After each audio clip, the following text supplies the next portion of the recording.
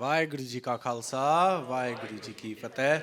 So firstly, thank you to everyone for joining us here today for the latest in a continuing series of Sikh Press Association open forum discussions. We've previously done one on mental health and one on the perception of Khalistan in the media. And today we're looking at Sikhs in politics. Why is the Sikh Press Association holding an event on Sikhs in politics? We are often asked by the media about certain issues which are discussed in political realms. And what we always attempt to do is simply reflect Sangat sentiment. So that means the general feeling, the consensus of the Sikh community at large. That obviously isn't always possible. So what we do then is look at the Panthic organizations that are involved in any of these discussions, and we put them forward to discuss this in the media.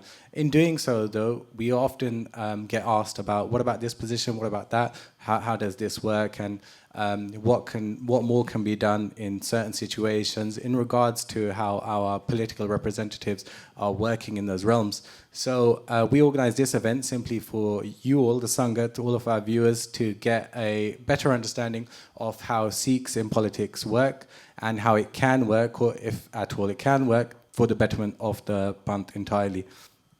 For those that don't know, the Sikh Press Association is an organization powered by Everything's 13. They're the same group that have brought you Basics of Sikhi, Mighty Khalsa and Kiddie Sangat. With that in mind, we are an organization that is funded by a charity. This event itself here today cost us over £400. So any contributions would be greatly, greatly appreciated, especially if you think these are worthwhile for us to continue putting on. If you cannot donate right here, right now, you can go to SikhPA.com, scroll to the bottom, you'll see a donate button. Simply donate online through there. And moving on long term, you might have seen an appeal from Basics of Sikhi on behalf of the entire Everything's 13 organization for 5,000 donors to come forward to donate just £5 a month, not much more than your average Starbucks coffee, which will help organizations like the Sikh Press Association, like Basics of Sikhi, maintain what we're currently doing. So please bear that in mind. As you're leaving, there will be a bucket there for you to donate. Now, let's let the show begin. I'm going to hand over to our host, Sukh Singh Sodhi, who's going to introduce the panelists, and then we're going to go straight on to our first question. This is an interactive open forum discussion, so if at any point you do have questions, simply raise your hand, literally at any point, but every question will end with an opportunity for audience involvement. We might not be able to get to everyone that does have a question or an opinion that they want to offer, but we will try our best. Thanks all for listening, and once again, thanks all for attending. Vaheguru Ji Ka Khalsa, Vaheguru Ji Ki Fateh. Vaheguru Ji Ka Khalsa, Vaheguru Ji Ki Fateh. I'm Sukh Singh Sodhi, and I'll be the host of this event today. I'll be here hosting the panelists. Without further ado, I want to introduce the panelists to you. So on my left, we have Inderjeet Singh. Inderjeet Singh is a well-accomplished civil servant. He's in the Prime Minister's Strategy Unit for over a decade at the top of the civil service. Also one of the youngest councillors elected as well, back in the 90s in London. Back in the day. So that's Inderjeet Singh. And then we have Sukhi Kaur. Sukhvinder Kaur, she's stood to be a candidate at the last election, at the local elections, and has also done a lot of work with the charity Sikh Relief. You might have heard of them, the Sikh Organisation for Prisoners' Welfare. Benji's been heavily involved in that. And then to my right, we have Harsimrat Kaur, a co-founder of Sikh Tories and a mathematician. And next to her, we have Lord Singh, who is the first turbaned peer in the House of Lords, a crossbencher in the House of Lords. And then we have Dabinderjeet Singh, who is a director at the National Audit Office. He's held that post for quite a long time now, and he's also principal advisor to the Sikh Federation. So just to begin, I'll explain that we have 5 questions today, and our panel has seen these questions in advance. They have notes on these questions as well. I will introduce the question, and then I'll be going to different people on the panel for their response. and then other people in the panel can chip in and provide their response, and then hopefully if there's enough time we can come to you as well. Each question will end, as Jasveer Singh said, with coming to you, the audience, for your comments and your questions as well related to the question. And then if we have time right at the end, we can open it up to a more sort of general question and answer session on this topic, which is Sikhs in UK politics. So the first question is, what barriers do Sikhs face in getting involved in politics? So I'll repeat that again. What barriers do Sikhs face in getting involved in politics? And first up, I want to come to Sukhi Kaur, because she was probably the most recent candidate in this topic, in this field, stood only last month. So Sukhi Kaur. Thank you very much. Vaheguru Ji Ka Khalsa, Vaheguru Ji Ki Fateh. And thank you for the invite to be on the show. I'm a very novel politician. My campaign in the local elections was our first.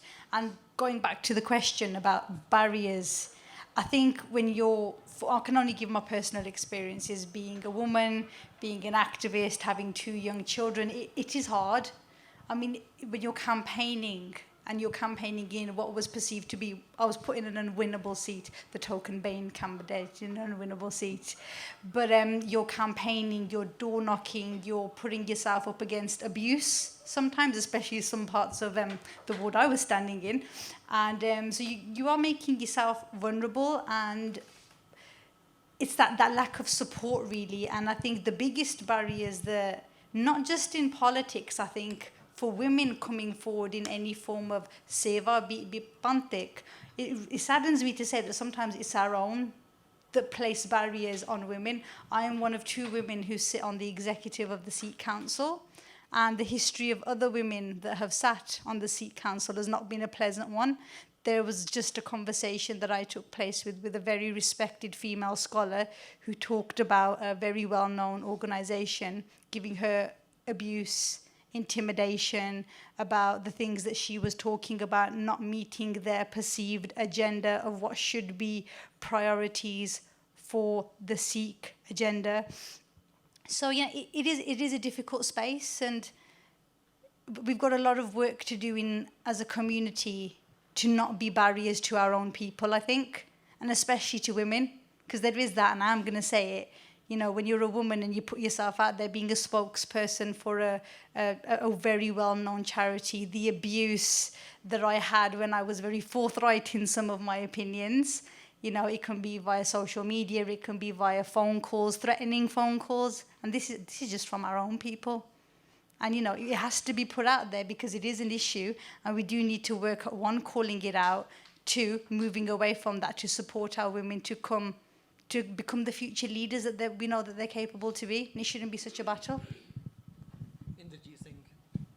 Inda, do you think it's been quite a while since you've stood as a councillor and you've seen a lot going on in that time? What would you say are the main barriers to Sikhs getting involved in politics? Thank you for the question.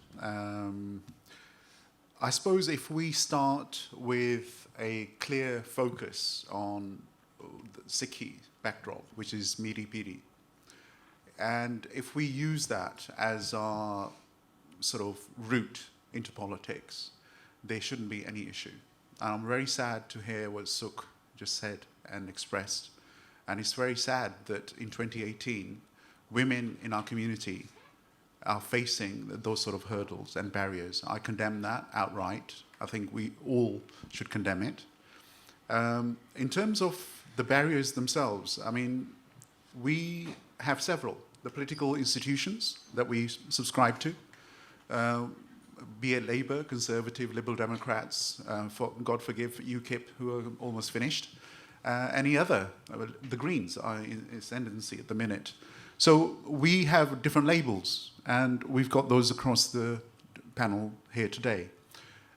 So we need to work within those systems that exist, and there are barriers within that. You will face racism within those institutions. We need to be real about that. The Labour Party has no monopoly on anti-racist policies. I can vouch for that, having been a Labour councillor in my youth, one of the first elected in London in the 90s. So the racism is live and kicking. Shami Chakravarti wrote a report only last year, which was published by the Labour Party, where she condemned racism and anti-Semitism in the Labour Party. And I'm sad to say that's also prevalent in the Conservative Party. But you hear it more because of Corbyn is being knocked around silly by the national press, and we know who controls the national press in this country in terms of the broadsheets. The Murdoch press is not a fan of the Labour Party. Neither is it a fan of the Tory party, I would say. It's a marriage of convenience for them. These are barons who control our media. There you have it. You have the political process where you must engage, you must deal with the barriers of racism, prejudice, and sexism within those structures that exist. Labour Party, to date, hasn't had a Labour Prime Minister from a woman back, whether there's lots of debate going on around transgender and all of that. I want to get into that today. But those are the real conundrums that we need to deal with. I also wrote down financial barriers. There's also a class thing in this. If you're not financially stable, it's almost like this is the fiefdom of the well-off. And you will see the representation across our national, local government and central government level, even the European level, people who are well-off and well looked after by their parents and others can indulge in this sort of activity. So that is also something that you need to be real about. I'm not saying it can't be done. If you're not well off, but there is a way. If there is a passion, drive, and the support there for you, the structural support of mentoring from others that have been there before. I mean, I'll give you a real example where Devinderjeet Singh, sitting on my right here, will know that when I left the civil service, one of the things I wanted to do was set up a Sikh Leadership Academy, essentially to focus on this, to make sure young people and old from our community could learn from the mistakes that we've made in the past and don't repeat them again, and also talk about the wider issue in politics. What you have is a 4-year cycle. What you don't have is, what you don't get sight of, is the civil service, who is a continuous cycle. Those people are there for life, and they are the people who run the bureaucracy in this country, and we don't get it as a community where the power really lies. You only need to see the 1984 papers that were discovered in the National Archives, and what wonderful my former boss did with the inquiry that he led on as the Cabinet Secretary.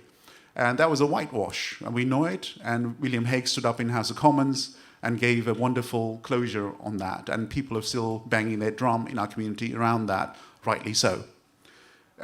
Final thing I'd say on this is that the Sangat needs to be supportive. The structures within our community need to be there. We don't have the institutions, frankly. Sukh mentioned the Sikh Council. I can mention we've got the conservative rug of the political spectrum represented. We have Sikhs for Labour, another plank, which is representing the Labour Party. Frankly, from what I have seen and what I have witnessed, I'm talking about the Labour side, is frankly 3 individuals running the whole joint. There's no accountability to the Sangat. Okay? These are people in it for themselves. I won't name names here. It's a fact. There's no accountability. There's no election. You don't know who's representing who, but it's being done in the name of the Sangat, because it's marriage of convenience for the party, the Labour Party, to have these structures in place so they can say, we have consulted, we have listened, and this is what the community wants. End of story.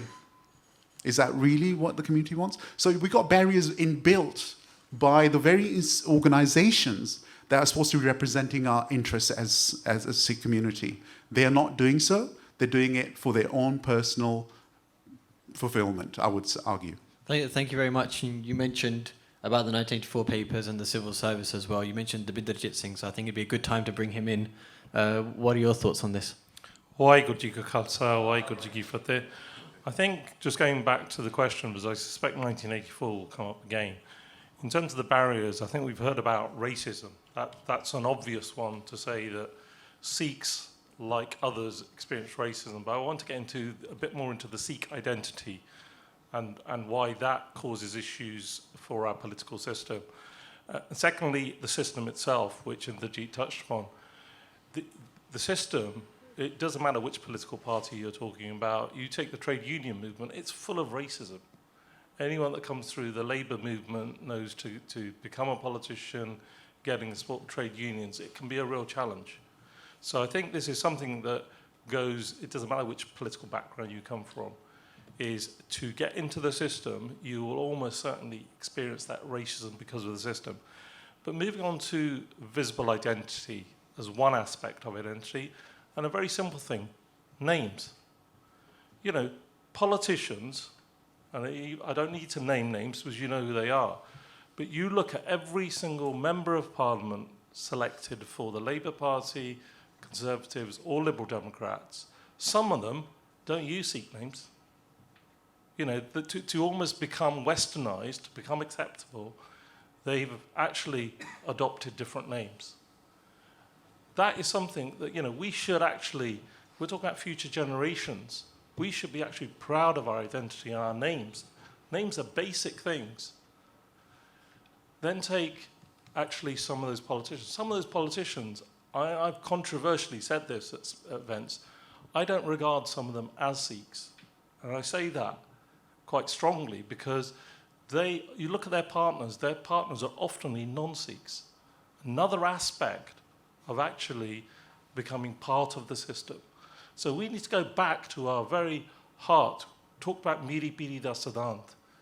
Our visible identity means whether you have a turban, whether you have the gears, or even if you have the kara, you will be seen as different. So you will experience more racism than simply somebody with a different colour of skin. So I think these are things that are there. And Suki touched upon a subject which is really misogyny, which is the abuse of women when they enter politics. If Breed was here, she will tell you about the misogyny she has experienced, the first Sikh woman MP. And not just from politicians, but from members of the Sikh community that resent the fact that a Sikh woman is now a politician and is making decisions that men haven't been able to do. And that's something we should take very seriously, that actually someone who's prepared to put themselves forward, sacrifice their family life, their children, more so than men, then have to experience additional forms of discrimination, which is misogyny. Waheguru Ji Ka Khalsa, Waheguru Ji Ki Fateh. So we've had misogyny mentioned twice now. Benji, what are your thoughts on this? Is this something you've experienced? Waheguru Ji Ka Khalsa, Waheguru Ji Ki Fateh. Yeah, you know, having abuse, and I don't think it's just a women thing, you know, men get it as well, but obviously as a female I can speak from my perspective. Even just coming onto this panel, those of you that are on Twitter will have seen that I got a lot of abuse just coming onto this panel alone. You know, people saying, how can you be a conservative and a Sikh? How can you have the star on your head and actually be involved in politics? How can you be brown and be involved in politics?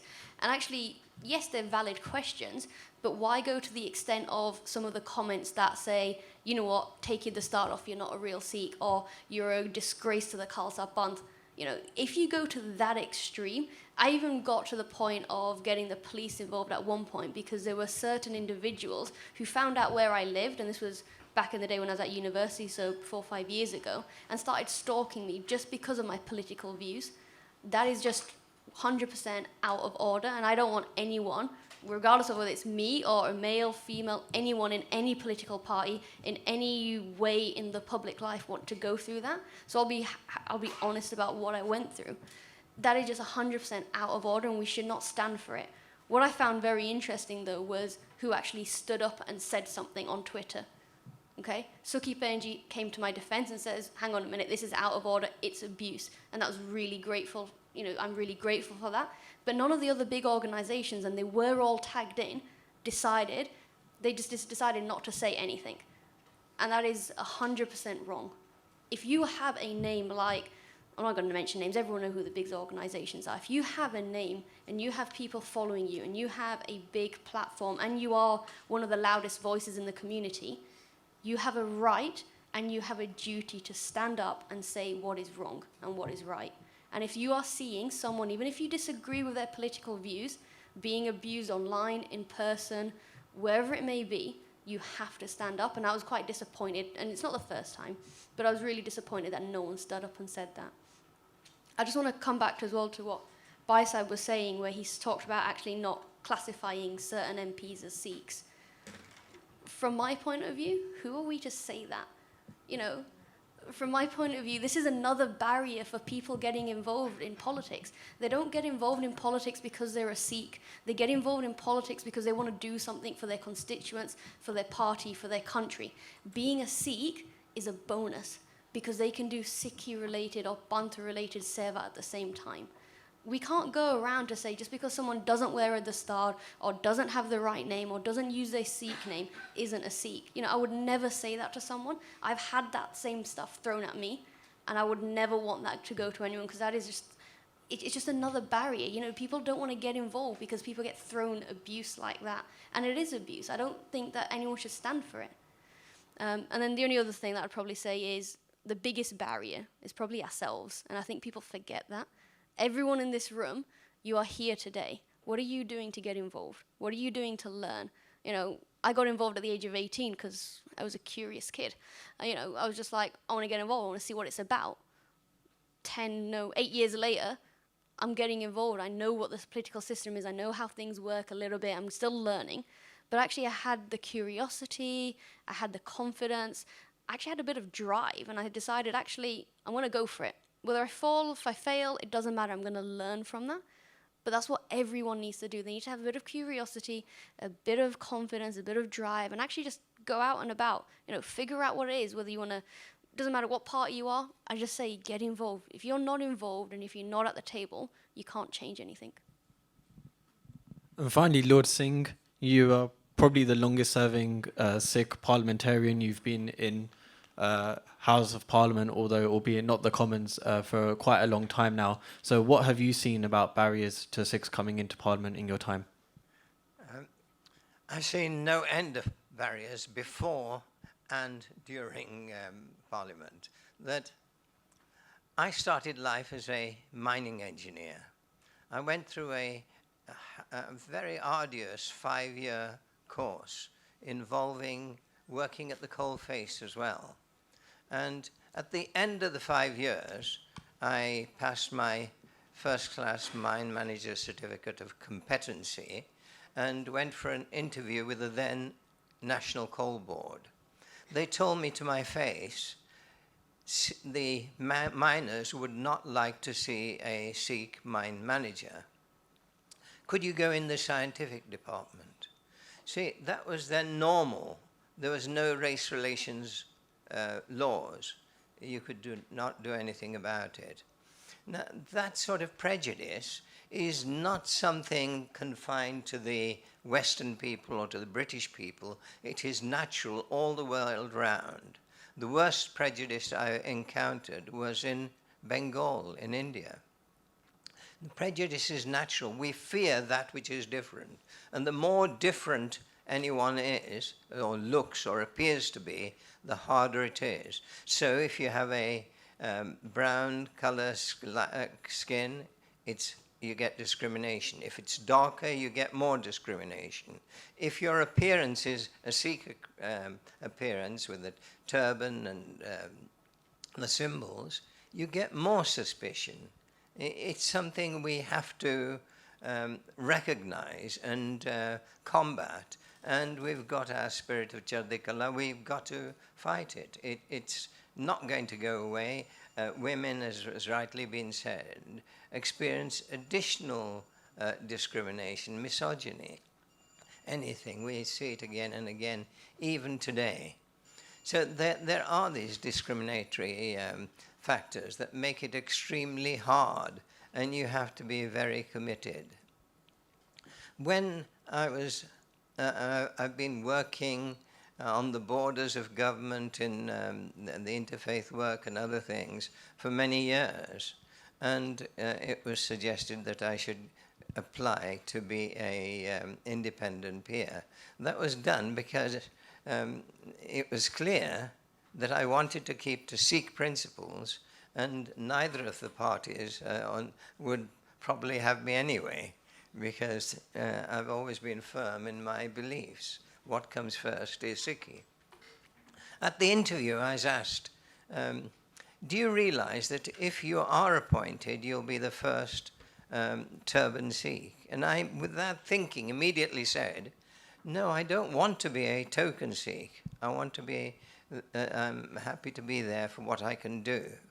Even after appointment, when people were giving their congratulations, someone not very far from here said, will you speak up for Sikhs now that you've been appointed? I said, yes, I will. And because I'm a Sikh, I'll speak up for Sikhs and everyone else, any marginalized person, any group that needs support, I'll speak up for them. And I've been doing it all the time in more than 160 speeches and interventions in the Lords. Now, how do we get rid of the prejudice? Now, when people get to know you, that prejudice thins out. I've been in a workplace, and I'm sure many others of you have had the same experience. You get to know people, work with them, and they'll tell you their prejudice is about someone else. You're one of them. They accept you. We have to work at it, but I feel that as a Sikh, we should do much more, because that is one of the duties of Sikhism, to emphasize that we are all human beings. We're all equal human beings. We have to do that in every possible way, in every opportunity. Now, there's a measure of success. One measure of success in the Lords is Lord Tebbit. Now, he is known and was known for speaking against any sort of immigrants for many years.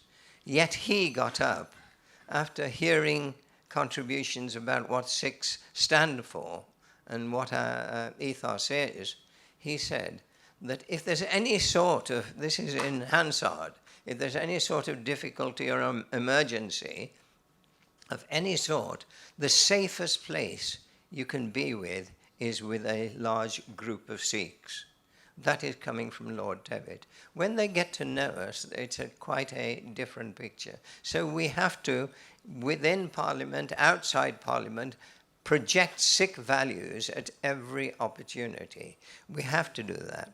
Thank you very much. It's just a very brief, another point is that on the sort of political lobbying, our lobby is pretty poor.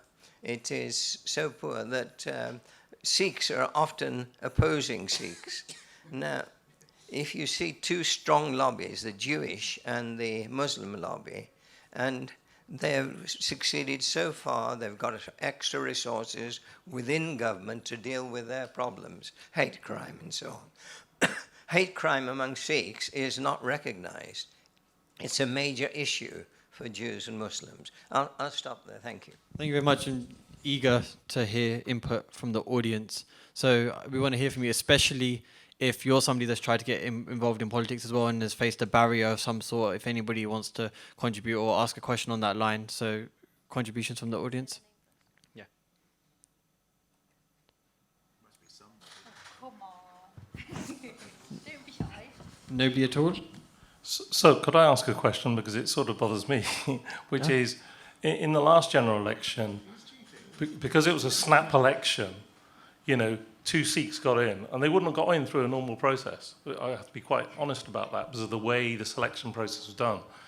But also on the Conservative side, you know, we didn't see enough Sikh candidates come through where the party had an influence, not as much as the NEC and Labour, because they did the shortlist, but they did do the shortlist for local members to decide. So I know there are Conservative members, not just on the panel, but in the audience, because actually it is about engaging with all the political parties, and actually what sort of pressure are we applying within the Conservative Party to get, you know, Sikh politicians as well?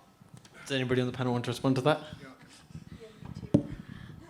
So I think there's a big misconception that just because of the tactics used to get people into becoming an MP in the Labour Party, the same tactics you can use to get people into the Conservative Party. The processes are entirely different, and I know because I've been through them. You know, I'm at the point where I'm on the candidates list, I'm engaging with the central office regularly, I know what I need to do to get onto that list and to go. The beauty of, in my opinion, let me start with that. In my opinion, the beauty of being a Conservative is the fact that it's actually based on meritocracy and the fact that if you're good enough for that job, that is what counts. It doesn't matter whether you wear it the star or don't, whether you're brown, whether you're a female, whether you're from the north or London. That doesn't matter. It's whether you are best placed to serve the constituents of that local party, you will get the role. And I wouldn't want it any other way personally. That's why the main reason I joined the Conservative Party, because I don't believe in Labour's all gender or all women shortlists and BME shortlists. I just don't believe in that personally. And obviously others in this panel will have different opinions. But that is my core belief, and that's why I joined the party. And actually, we need to understand that and understand that process. So when you talk about putting political pressure on the Conservative Party, actually, why not do what Baisahib said at the end, what Indrajit uncle said at the end, and actually do this training, do the support mechanism, have these academies or these sessions where you can get grassroots people from the ages of 14, 15, 16 into debating societies, into training camps, actually teach them what we know, what they need to know. So when they hit 16, 17, 18, 21, 25, and they start thinking about a political career, they have the core skills and the competencies to actually do it. And I think that's the bit that we're lacking. We don't have that support structure. We don't have the training in place so that when they are 25, 30 and they want to get involved, they're actually starting from scratch from the beginning. They weren't given the opportunities and they don't have the skills or the competencies, unfortunately. Indrajit Singh, did you want to come back on that? You were quite keen to talk. I'm happy to, but I saw a hand go up in the audience. Manveer Singh? Manveer Singh. Just wanted to touch on a couple of points raised. From a Conservative perspective, and I'm a Tory, if I could vote Tory, I would. I actually declined to vote due to the 84 issue and the way it was handled by the Conservative Party. And certainly we had, from what I recall, you know, I remember Paul Uppal standing in the House of Commons, you know, stating that he would do what was necessary to, you know, get what was required from the 84 papers. And how that transpired was not what I define as desirable. I mean, the setbacks that we've experienced on that one issue, which doesn't define just UK Sikhs, it defines us globally. It's something that, to an extent, defines our history of the last, 30 plus years that it's been. So, for me, that was very, very disappointing. And dare I say it, a lot of faith, the irony of the word faith, a lot of faith in the party from our perspective is naturally going to be compromised off the back of that, given that he was, the only Sikh in government, the only Sikh in the House of Commons at the time. So I just thought I'd want to make people aware of that. Quick comment from Indrajit Singh, we'll move on. I'll respond to that. I think that's a spot-on comment from the audience, actually. I don't think we're party political here. I remember standing alongside Indrajit Singh when we launched the Sikh Manifesto in Southall, Birmingham, and the House of Commons. And one of the things I kept repeating was that I can guarantee you, come the 6th or 7th of May, whatever date it was, we won't have a single representative of the Sikh community in the House of Commons. And I was wishing that was wrong. That became a fact, okay? And people, some of this in the audience and on the panel, took pride in that we defeated the lone Sikh member of parliament we had. I think there's something behind this we must address as a community. We can't just work within one political party. We need to learn from others. For God's sake, the leader of the Labour Party was a Jew before Jeremy Corbyn. The leader of the Conservative Party, Michael Howard, was a Jew.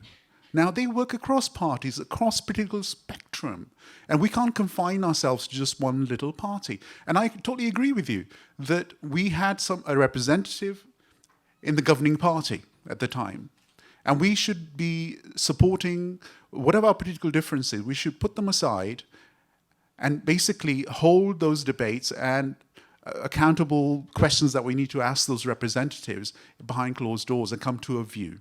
And that's my personal opinion. Moving on to the second question now, sorry, in the interest of time. The second question is the Sangat given enough opportunity to engage with those involved in making political decisions using the Sikh name?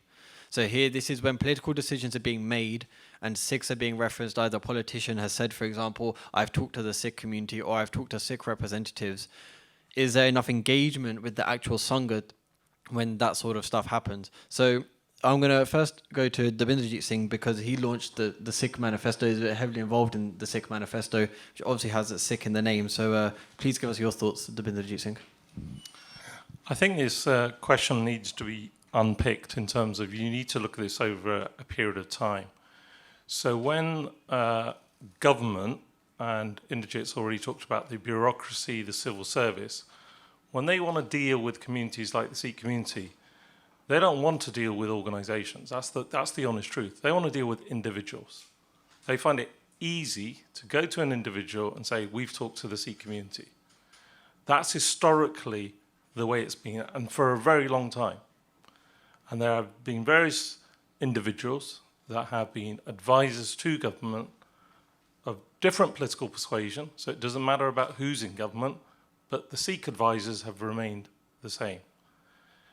We are now in a slightly different era, and that's why this question is so important, that there are a number of Sikh organisations that the government will engage with. They still like to deal with individuals from those organisations, so I have to be honest. And the organisations themselves need to be transparent with their membership, let alone the Sangat, about this is how the system works. I'll talk about two aspects. Suki asked about the Sikh Network and the Sikh Manifesto, but I'll also mention Sikh Federation UK.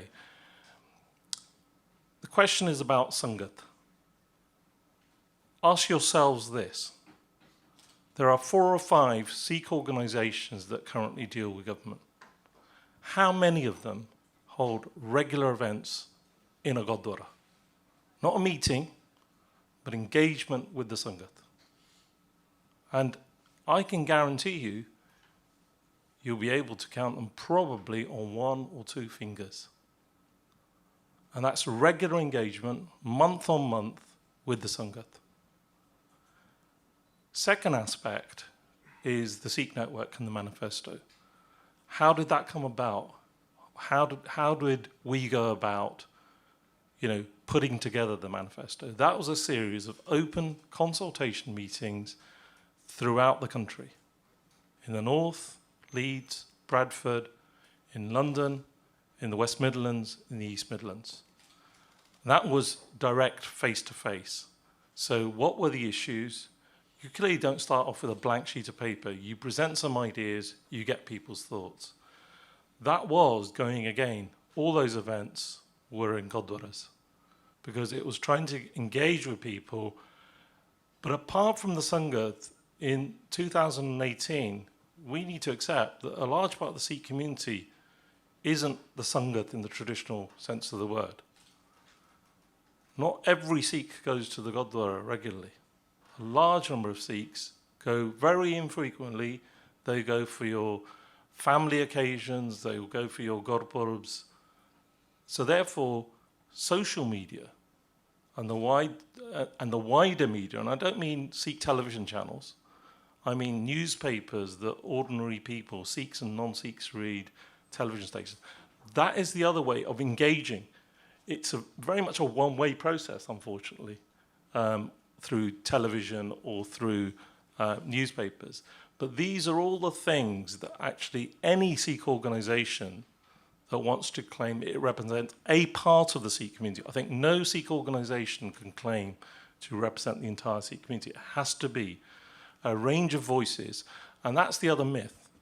Jewish community, Muslim community. There is not one voice.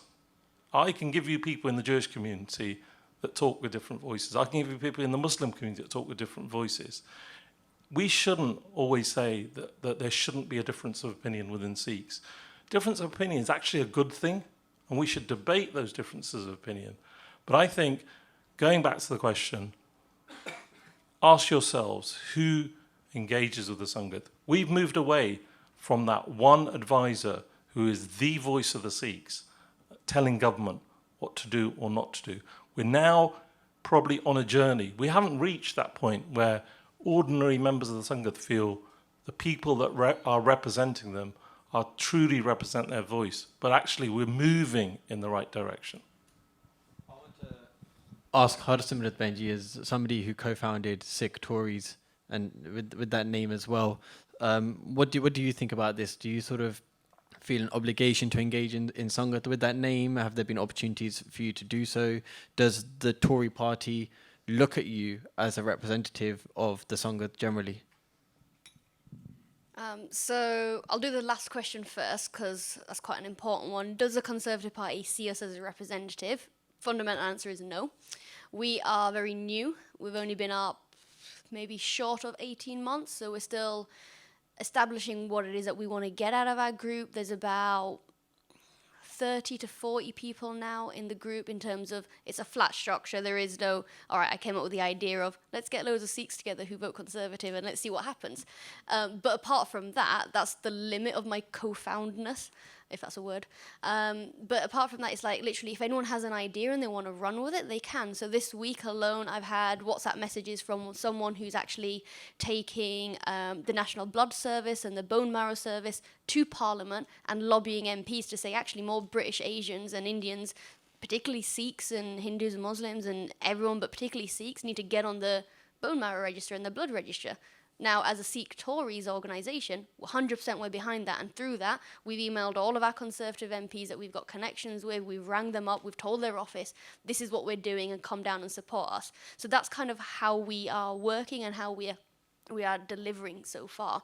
But again, it's very quite new. We're still trying to find out a balance, where it is that we sit in terms of Sikh issues, in terms of political issues, because as an individual, I don't believe or support everything the Conservative Party does, and I'm sure the panel will agree. They don't agree or believe 100% or even have faith in 100% of what their party does either. There's going to be bits of policies that you probably think, actually, I'm not 100% behind that. But the fundamental of it is you support your party.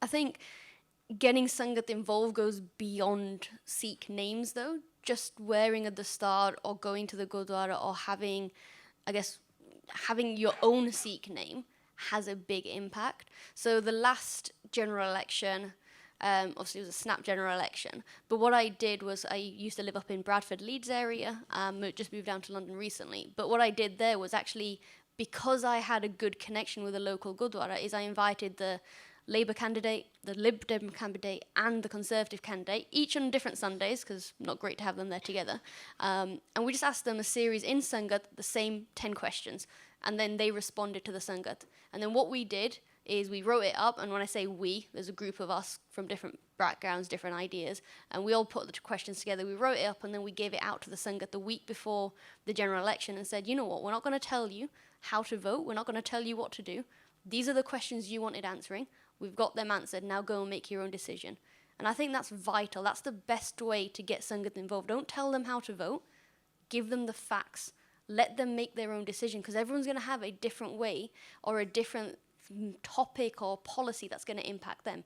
For me, it might be education, or it might be STEM research or funding, or I'm a mathematician. It could be, university grants for people going into like maths and science. Actually, for other people, it might be health, it might be housing, it might be mortgages. Everyone's going to have a different look at life, so you just got to give them that opportunity. And actually, as individuals as well, there's other ways to get involved. Every political party now has a policy board or policy paper. So the Conservative one's called Conservative Policy Forum. I know the Labour one's got it, but I can't remember what it's called. Policy forums, believe it or not, policy forums. So, get involved. These are literally monthly or weekly, depends on the party, letters and briefing papers that come out, you read a couple of paragraphs, and it asks you a series of questions. What's your thoughts on how easy it is to get a mortgage, or what's your thoughts on how your local school is running? You know, it'll ask you those questions. Now, as an individual, you can easily get 4 or 5 of you together just from your family, answer those questions and submit them back to your party.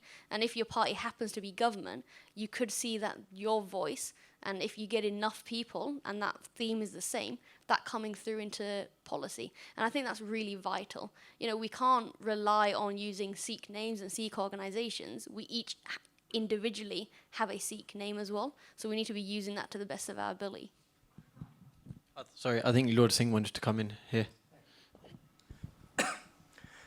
I think we need to distinguish between Sikhs, the community, and the religion. The Sangat is important. The Sangat is important, but the Sangat must be true to the teachings of the Guru Granth Sahib.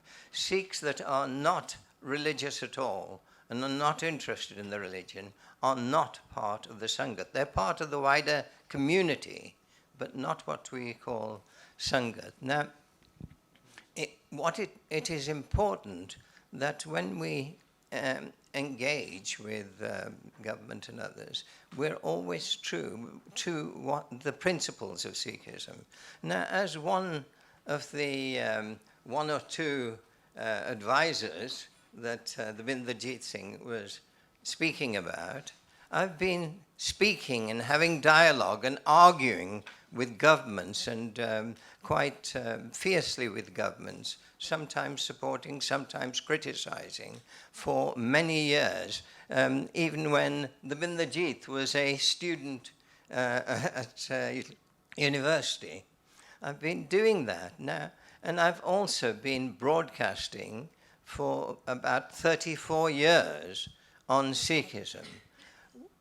No one from the Sikh community has ever complained about anything I've said being untrue to the teachings of Sikhism. It doesn't matter if it's 1 or 2. I know the Federation get upset if it's not their voice that is echoed, but we all have different voices. It doesn't matter. It's what we do that counts, not the group of followers behind us. Now, with the network of Sikh organizations, it is a grouping of gurdwaras, about 150 or 60, to do things. We run the Sikh prison chaplaincy for the entire country, looking at those, the welfare of those in the lowest ebb of life, helping them come out as better people. We run the education service for the whole country. On the medical things like organ donation, we've always strongly supported organ donations. And where we now have differences was when they're talking about compulsory or opting out. We don't want the government to own our bodies. We want to give voluntarily. So we have different types of organizations. Some are lobbying, some are doing. It's up to the individual. I want to bring in Inderjeet Singh, the other one, here. You will find that the other one is Lord Indrajit Singh. No. Please, leave Indra out of it. I am Inderjeet Singh. Delighted to. Instead of Given that I've been corrected by Lord Singh, I shall swiftly move on to the question. The answer, essentially, about engagement is very simple. It's a no. We're being taken for a ride. Okay, I don't make a distinction about Sangat and community personally. Who am I to do that? Can we do better? Yeah. Yes, we can. Simple answer. There's superficial engagement. I've written down a few things here, from the British Sikh report, which is done annually, to the Sikh memorial, which is being done in our name, to the Sikh census question, which is again being pushed in our name, to the caste legislation, which is being pushed in our name. I can go on. The list is endless. So Davinderjeet Singh's comment around this issue, the government wants to engage with individuals, I think he's spot on. They want to engage with individuals who fit their narrative. That's the key thing. Having been a policy wonk myself in the civil service, if I can get somebody to say what I want them to say, and I accord with their thinking as an organization or as an individual, I will go to them to support my case as a civil servant. And that's exactly what happens. There are people in this space that purport to represent us as organizations and individuals from those organizations who basically are taking the mick, in my view, because they are taking the whole community nationally for a ride. Okay? It's high time that we held these people to account as a community. How you do that? We lack institutions in this country. We have no credible institutions who can hold these people and these organizations to account. They're undemocratic, the point I made earlier, with a clear indication from one particular organization as an example. I will also ask you this. Can you think of a single speech that somebody has made from our community in the last year, 2 years, 5 years, 10 years, 20 years, 40 years, that has resonance with the wider community in this country? I can think of one guy who stood up this weekend in Windsor. Everybody around the globe is talking about his speech. Bishop Michael Curry. Okay? We need people of that stature. We have those people of that stature in our communities, in this country and overseas. Lord Singh is a commendable voice on Radio 4. I listen to his thought for the day. So does the rest of the country. We need more voices, not less. We mustn't pull each other down. We must support each other. That's the message we need to say. The final thing I'd say is this. Sikh Federation, according to my books, is a political party in this country, representing the interests of the Sikhs. Yet, it publishes a manifesto, but it has no candidates of its own. Why don't we have that? We need to work on that. We need to find ways and paths to engage with the wider established parties, but equally, we lack the critical mass on lobbying, which Lord Singh mentioned. I totally 100% agree with him. We are all over the place. We have no credible lobbying power in this country, end of. We chase little grants, 50 or 60 grand like the Sikh Council, to deport some people who've come here, overstayed, and we can engage with that. I was there when Theresa May went to Birmingham. I was with her and gave up 60 grand to Sikh Council to do that deed on behalf of the Home Office at the time. And that very month, I had vans walking around, driving around Southall, Hounslow, Brent, saying, if you're illegally here, go home. We're after you. And this is the party that we are supporting, which is fine. But we need to have people at the table. As Harisimrat Kaur just said, unless we have people at the table, we have no voice. We have nobody at the table. We've never had anybody at the table. We need to wake up, smell the coffee, and do something about it. I'm just going to keep it very quick because I know we need to move on. Well, I know being part of Sikhs, being part of a bigger network organised by Sikhs for Labour, we took part in one of our first ever roundtable meetings with Jeremy Corbyn, and it was not just one organisation. To me, that was actually the first attempt I'd ever seen of trying to get a group of people representing the broadest range of the Sikh organisations. And before that happened, we went through a consultation process of trying to narrow down a list of priorities and objectives that we wanted to discuss. And I saw how difficult it was for these 25 odd organisations to produce a list of 6 objectives that we wanted to take to the leader of the objection. There was someone who wasn't happy. I mean, the technicalities in getting the Sangat to be given enough opportunity to engage, we do need to be better at that. But it's the difficulties in trying to find a narrative that suits all is even more difficult, because you'll have one group that's like, no, that is not being done in our name, or another group, but you satisfy one, but you annoy another group. It's actually really hard. So we as a community really do need to get a grip. So, you know, the Sangat and the opportunities that are given, we're getting that right point across. Because at the moment, you know, the pulling each other down, we seem to be getting stuck in that. We really do. And I think over the last sort of 12 to 18 months, I've seen that get worse, not better. We're the champions. Let's open it up now to the audience. Question, Jasveet Singh. Mentioning Sikhs for Labour, hold on. Sorry. Mentioning Sikhs for Labour, they didn't share or show any support for this event, which is one of the few of bringing people together. Is there any comment from that, firstly, obviously, from Sukhvinder Kaur or anyone else on the panel about the lack of support for something like this, which actually brings people together to start that dialogue that we're talking about a lot here? Okay, well, obviously, I'm not part of Sikhs for Labour. They were fantastic in helping me in my local campaign. They came out and really helped me. But I want to bring in a bigger narrative to why, again, this is just my opinion. So this is not to sort of defend, but we're going to go back to this theme about supporting each other. There was a bit of social media has a very good impact. But what I see our community is also very, very good at doing is tearing each other down. So what I saw was that an event took place in London, I think, and the leader of the opposition came to support a Sikh candidate for the mayoral elections. And there was this big furore about why certain issues were not raised at that event, from what I can remember. And then I just think if we want support on certain things, what annoys me the most is we talk about ekta, and now it's become this sort of like word that we band around when we need to use it to our advantage. So like, oh yeah, we need panthik ekta, but we're really willing to pull each other down when attempts are being made to support, you know, for the reason of this event, Sikhs in politics. So the leader of the opposition had come to this event, and then there was a big uproar against Sikhs for Labour, from what I could see, about why wasn't this raised, why wasn't that raised. I don't believe social media was the platform for that. I believe the questions that asked were valid. But why do we always have to take it onto a bigger platform, then afterwards say, well, oh, that organisation doesn't seem to be communicating with we now, and this was about ekta, so why aren't they sharing? It's like, well, mate, you know, pehla pange lenne aa, fir ekta kehne aa. It don't work like that. I ain't going to want ekta with someone who's been trying to rip me down for the last 3 years.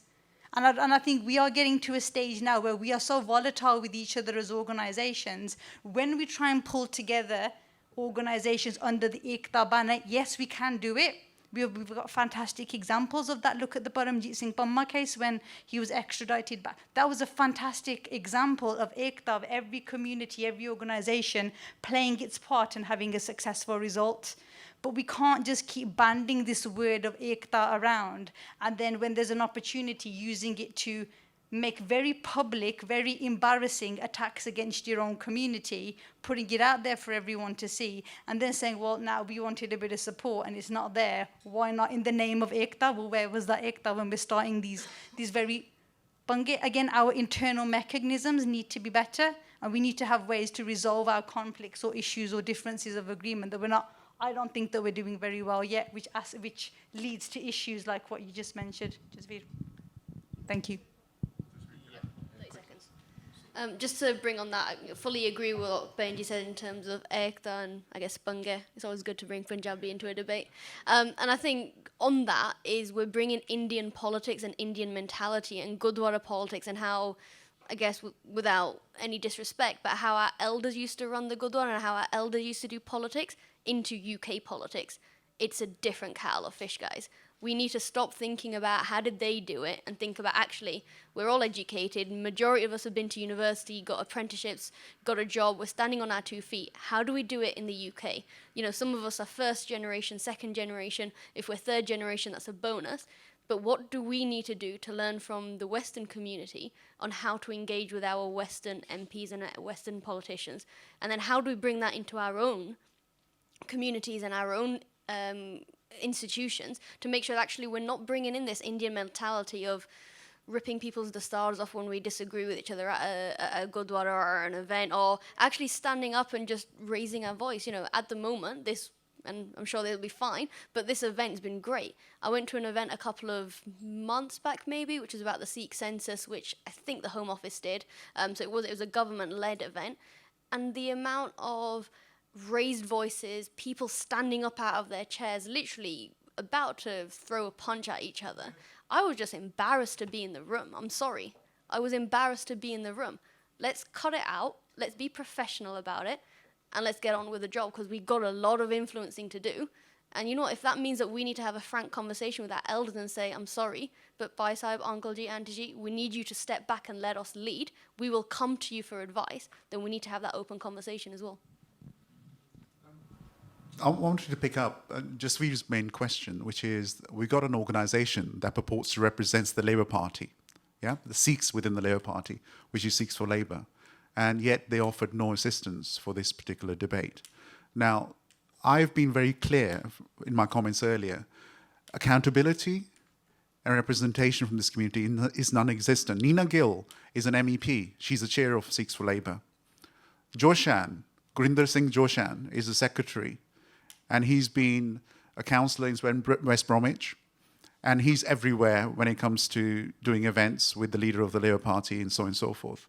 And the third person is Jasveer Singh Gill, who is the chair of City Sikhs, British Sikh Report. That's his claim to fame. And these are the three people who run that organisation. And there is nobody else being given time of the day by those three individuals. And I'm not surprised, sitting here, that these people feel that they can just roughshod the community by not being held accountable for this. I think they should be held accountable. The letter should go to the Labour Party leader. So this is affiliated body to the Labour Party, yet the community feels these people represent nobody but themselves. And I think that's where it starts. Accountability, it needs to be transparent. And people like Tom Watson, who are the sponsors of Sikhs for Labour, behind the scenes, I want to also explain, Lord Terseem Singh King used to be my mentor. He died in 2013. He was a deal maker in the West Midlands. He's the guy who brought Tom Watson into politics. Okay? Had it not been for the Sikh community, Tom Watson would not be an MP today. And he's the deputy leader of the Labour Party. Of course he feels he owes something to the Sikh community. This is why Tan Man, whatever his name is an MP in Slough, and Preet Gill is an MP in the Midlands. Okay? So I think this has to be clear. It needs to be transparent. There was something owed to the Sikh community, and that's been paid back. Don't hold your breath for any more. So we need to start campaigning, as Srimit Kaur just said. Time of quibbling, pulling out each other's legs is over. We need to organise if we're serious about this and move forward. Sorry, I just wanted to come in there. Now, I'm coming from a candidate perspective here. Now, in the Birmingham local elections, we have one of the biggest community of Sikhs in Birmingham. Yet out of 100 odd, because we have a panel, so you're a candidate, you get put onto a panel of candidates. There were 3 Sikhs, including myself, out of 100. 2 of them are already sitting councillors. And I actually wouldn't have got... So I'm going to give my thanks to Sikhs for Labour because I got the support on how to fill in a panel application, how to go through the process, how to interview. No one else was willing to provide me with that, including other sitting Sikh councillors in other areas across the Midlands. I got that support. When it came to my campaigning, how to run a campaign, I got that support. If things are going wrong within that establishment and those concerns are valid, I'm not saying they're not, let's sit down and have those open discussions, like you said, and have that accountability. But what you were talking about earlier about having the resources to support candidates that want to, I've had that with Sikhs for Labour. They've been absolutely phenomenal, even to the point where coming out every single week, campaigning where we didn't have people to campaign. So let's not knock the institution. Let's build on it. So, where there's criticisms, let's sort it and then move forward. Look, I am not here to defend or attack anybody. I am setting the case with facts. I believe in evidence, and I put that evidence before me. If they've helped you, well done. I commend them for helping you, Sukhi. I also know a deputy leader of the Labour Party in East London. He was a councillor. He's a Sikh guy.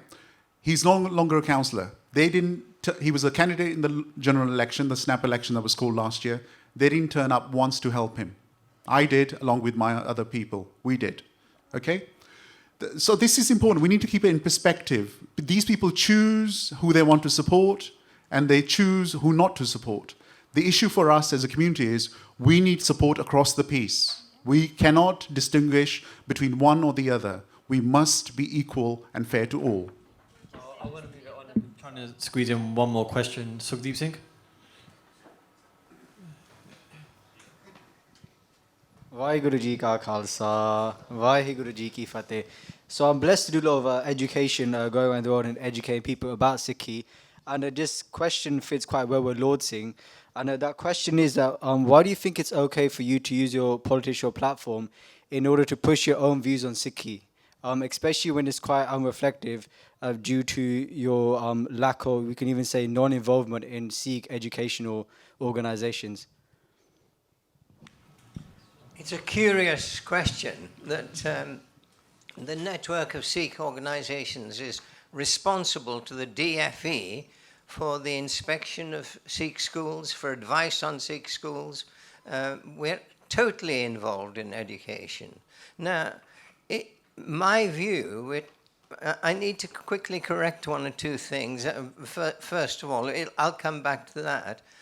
My almost namesake was saying that has anyone made any speech in the last 40 years while saying that Sikhs shouldn't pull each other down?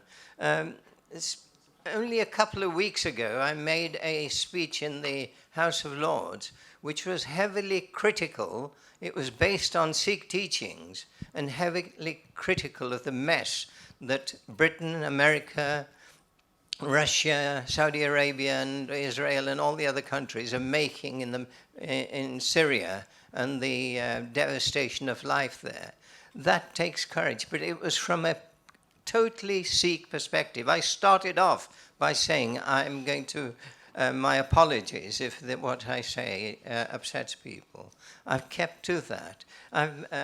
In the House of Lords, I've spoken on 1984, and at length I initiated a debate and spoke on it.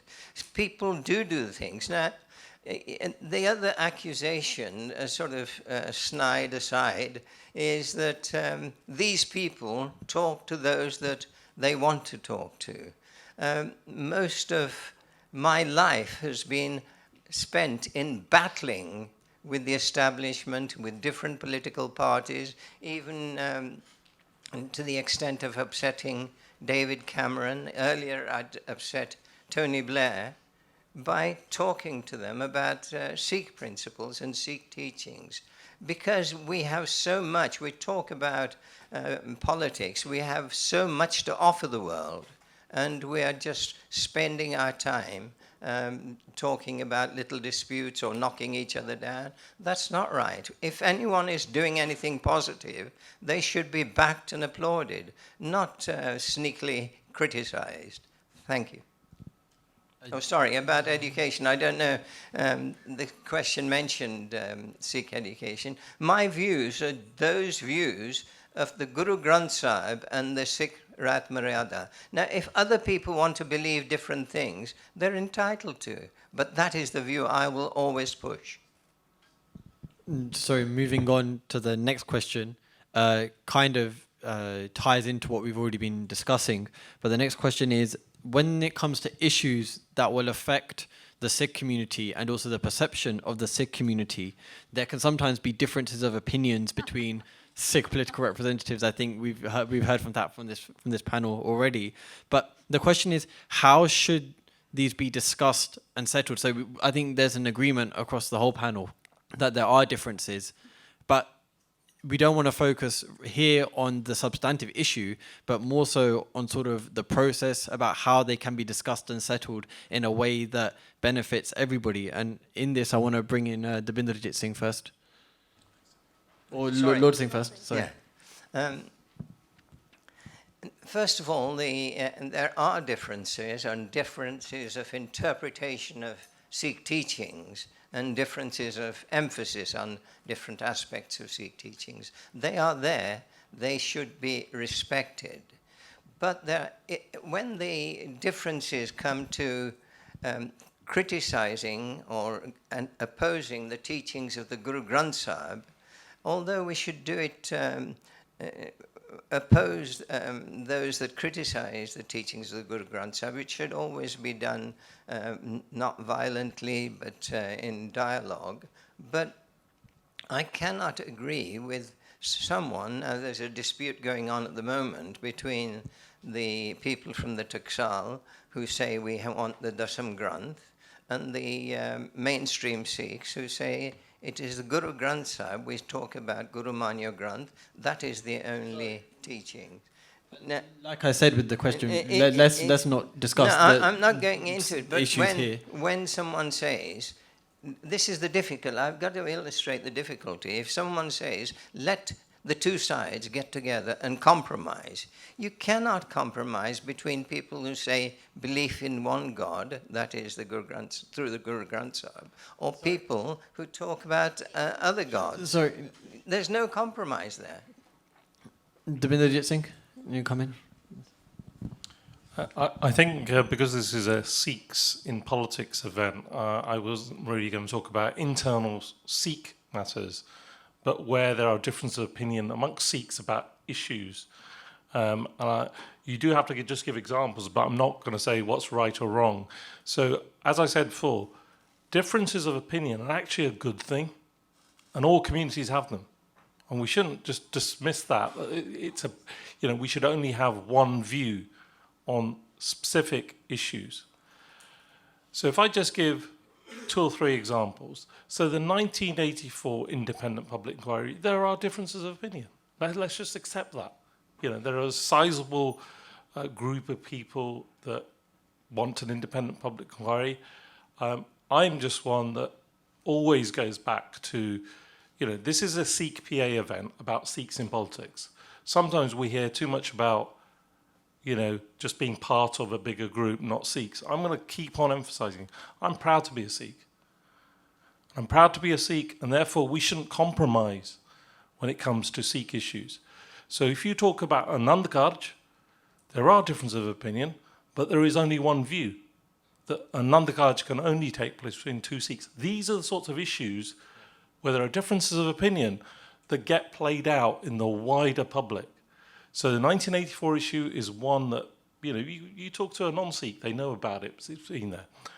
A more recent phenomenon is the issue of Sikh separate monitoring for the census. This has been around for 20-odd years, but when did it become a public issue of dispute? When 140 MPs from across the political spectrum supported Breed to say there should be a Sikh separate ethnic tick box. That's where differences of opinion in the public then can be damaging, because there is a process. The process is ONS consulted in 2015, 2016. Every single Sikh organisation, any Sikh individual could have responded. But actually, when it became a national issue in the papers that there was cross-party support, the Conservatives in 2002, 172 MPs signed an EDM. Theresa May, David Cameron. So this wasn't a party political issue. It was the fact that it's the last census and 84,000 Sikhs wrote other and wrote Sikh. They weren't members of the Sikh Federation or the Sikh Network. They were you. So people were themselves writing in Sikh. So these are the sorts of issues that I think, one, how do we settle these? I think that was the question. And I think we have tried many times to say we need to sit round a table. We may have differences of views, but we need to try on certain issues in the public domain where we're trying to influence governments or political parties, we need to have some form of protocol. We could still have our differences of views. To talk about why you can have an independent public inquiry but still have an international inquiry on the Sikh genocide. Why, you can still have a Sikh religious box, which is optional, there's no question about that, so you are still a religion, but if the law recognises you as an ethnic group, why don't we, as a community, take advantage of that? And I think we need to have those discussions. And because Lord Singh happens to be sitting next to me, I remember going to his house with Bhai Amrik Singh, Bhai Narendrajit, more than 15 years ago, explaining the logic behind the separate tick box, and Indrajit saying, never explained it that way before, but, and I'm very open about this, I know this is going to be broadcast Facebook Live, as we were leaving, one condition, could we give letters from Gurdwaras to put down another Sikh advisor? And we said no. Simple as that. Absolutely untrue. Absolutely untrue. This is the Federation making its own propaganda. We've said we won't go into these issues. There is another side. There is another side of the ethnic monitoring which has not been explained, and I'll leave it at that. Okay, we can. Benji, do you want to comment? Bringing it back to the question, it's about impact and perception by people sitting outside of our community and how differences of opinion are played out, the reactions. Now, I was invited to an interfaith event in Birmingham where people from different faith groups, and we were the basis of the talk was, now it does tie into this, so bear with me. We were asked to have difficult conversations with people from different faith groups. So there was Muslims, various denominations of Muslims, Sikhs, various denominations from the Christian faith, the Hindu faith, Buddhists, and Jews, so forth. And we had one section where they put pictures up of controversial moments in history for all of the faiths that were in that room. So so we went round and what we thought about those and how they made us feel. So from the Sikh perspective, there was the attack on Harmandir Sahib, the 1984 genocide. Then there was a picture of a news headline about the protest that took place on the anniversary of September the 11th and the protest and all the media surrounding that. That to me was quite shocking because they had nothing else other than that. And again, I don't doubt the sincerity of what the intent was behind that protest, but that is an example of where an internal issue should have been resolved perhaps in a better way and shouldn't have escalated as far as it did. The example mentioned earlier about the dastar being taken off at someone's godora is another example of a disagreement that has escalated. It's this escalation that I want to focus on. Why do we allow within our community, and we do need to have some honest conversations, we don't just need to have conversations, we need to have accountability, and we need to have honest recognition of, you know what, okay, we didn't quite handle that right, which is okay. No community is perfect. We should be able to look at ourselves and say, okay, we didn't do too well on this one.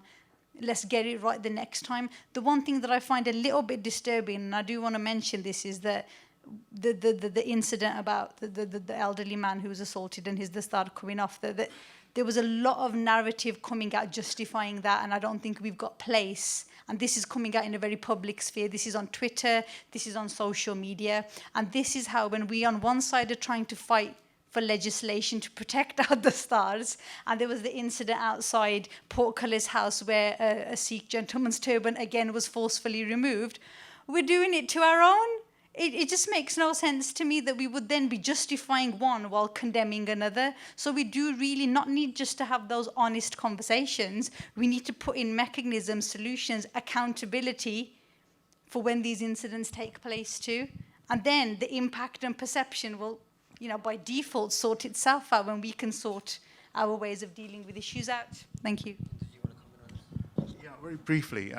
I think I agree with Devinderji saying that we need to focus on Miri and less on the Piri for this conversation that we're having this evening. It seems odd to me that I think we agree generally, we have no credible Sikh institutions in this country that we could go to deal with these sort of fracas. I mean, what happened, I live not very far from Singh Sabha South where this incident happened at the weekend. It's outrageous.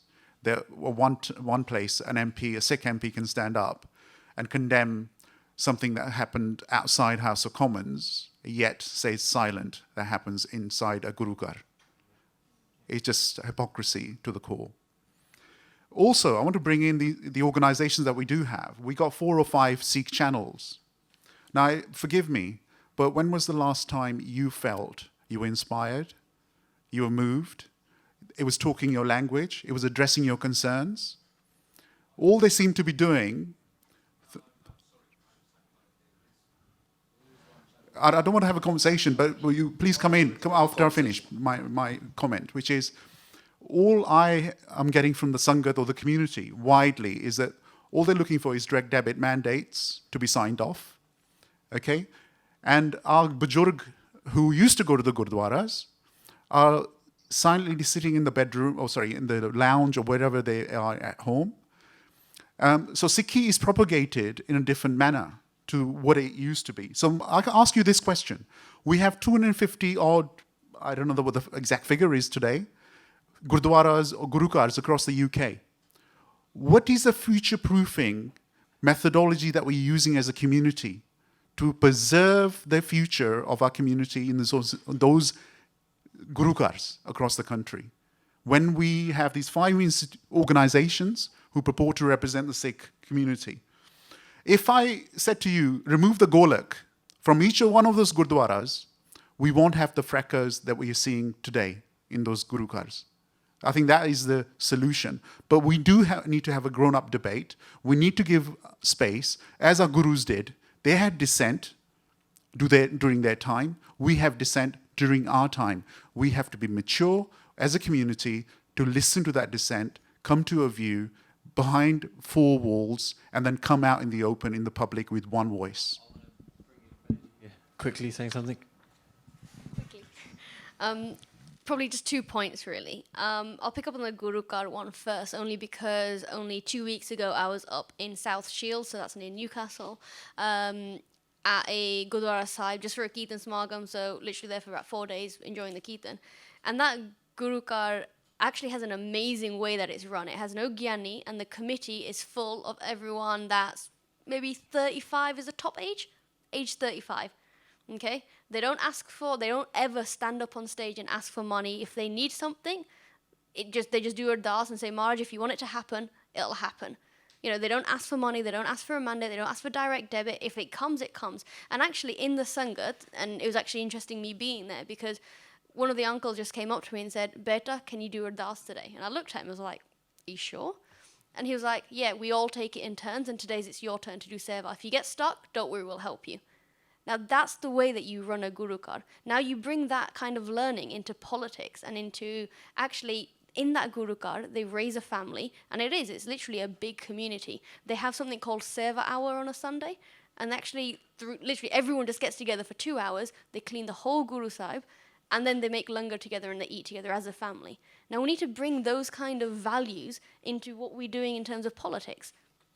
Let's take those values and say, okay, now in that same community, we all know each other, we all talk to each other, what are we going to do to use it into going into politics? How are we going to influence our local MP? How are we going to influence politics? Who's going to stand up and start talking about these kind of stuff?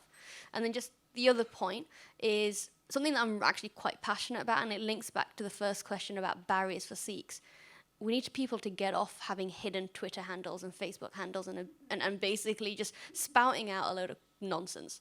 You know, if you've got something to say, as Baisai was saying, the Bindajit Singh was saying at the end, you have a voice and you're allowed to say it, but then put your name by it. Don't hide behind a handle just because you can. Pick up the phone, put it in an email, and actually own it. If you have a voice and you want it to be heard, say it, but don't expect, particularly from me anyway, if you have a hidden handle, I ain't responding to you, sorry.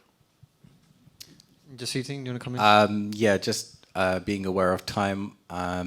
I just want to bring up the fact that very little of what any of the panel said was actually answering the question in discussing how we settle the differences. What we did hear is a lot of problems. We didn't hear a lot of how to actually resolve them and how to settle those differences. But we're going to have to move on. We haven't got that much time, so we've got 2 more questions to get through. So maybe that's something we can discuss afterwards, or maybe it's something you guys can put out individually, your thoughts on how we can actually settle these political differences rather than religious differences, which is what a lot of people are discussing.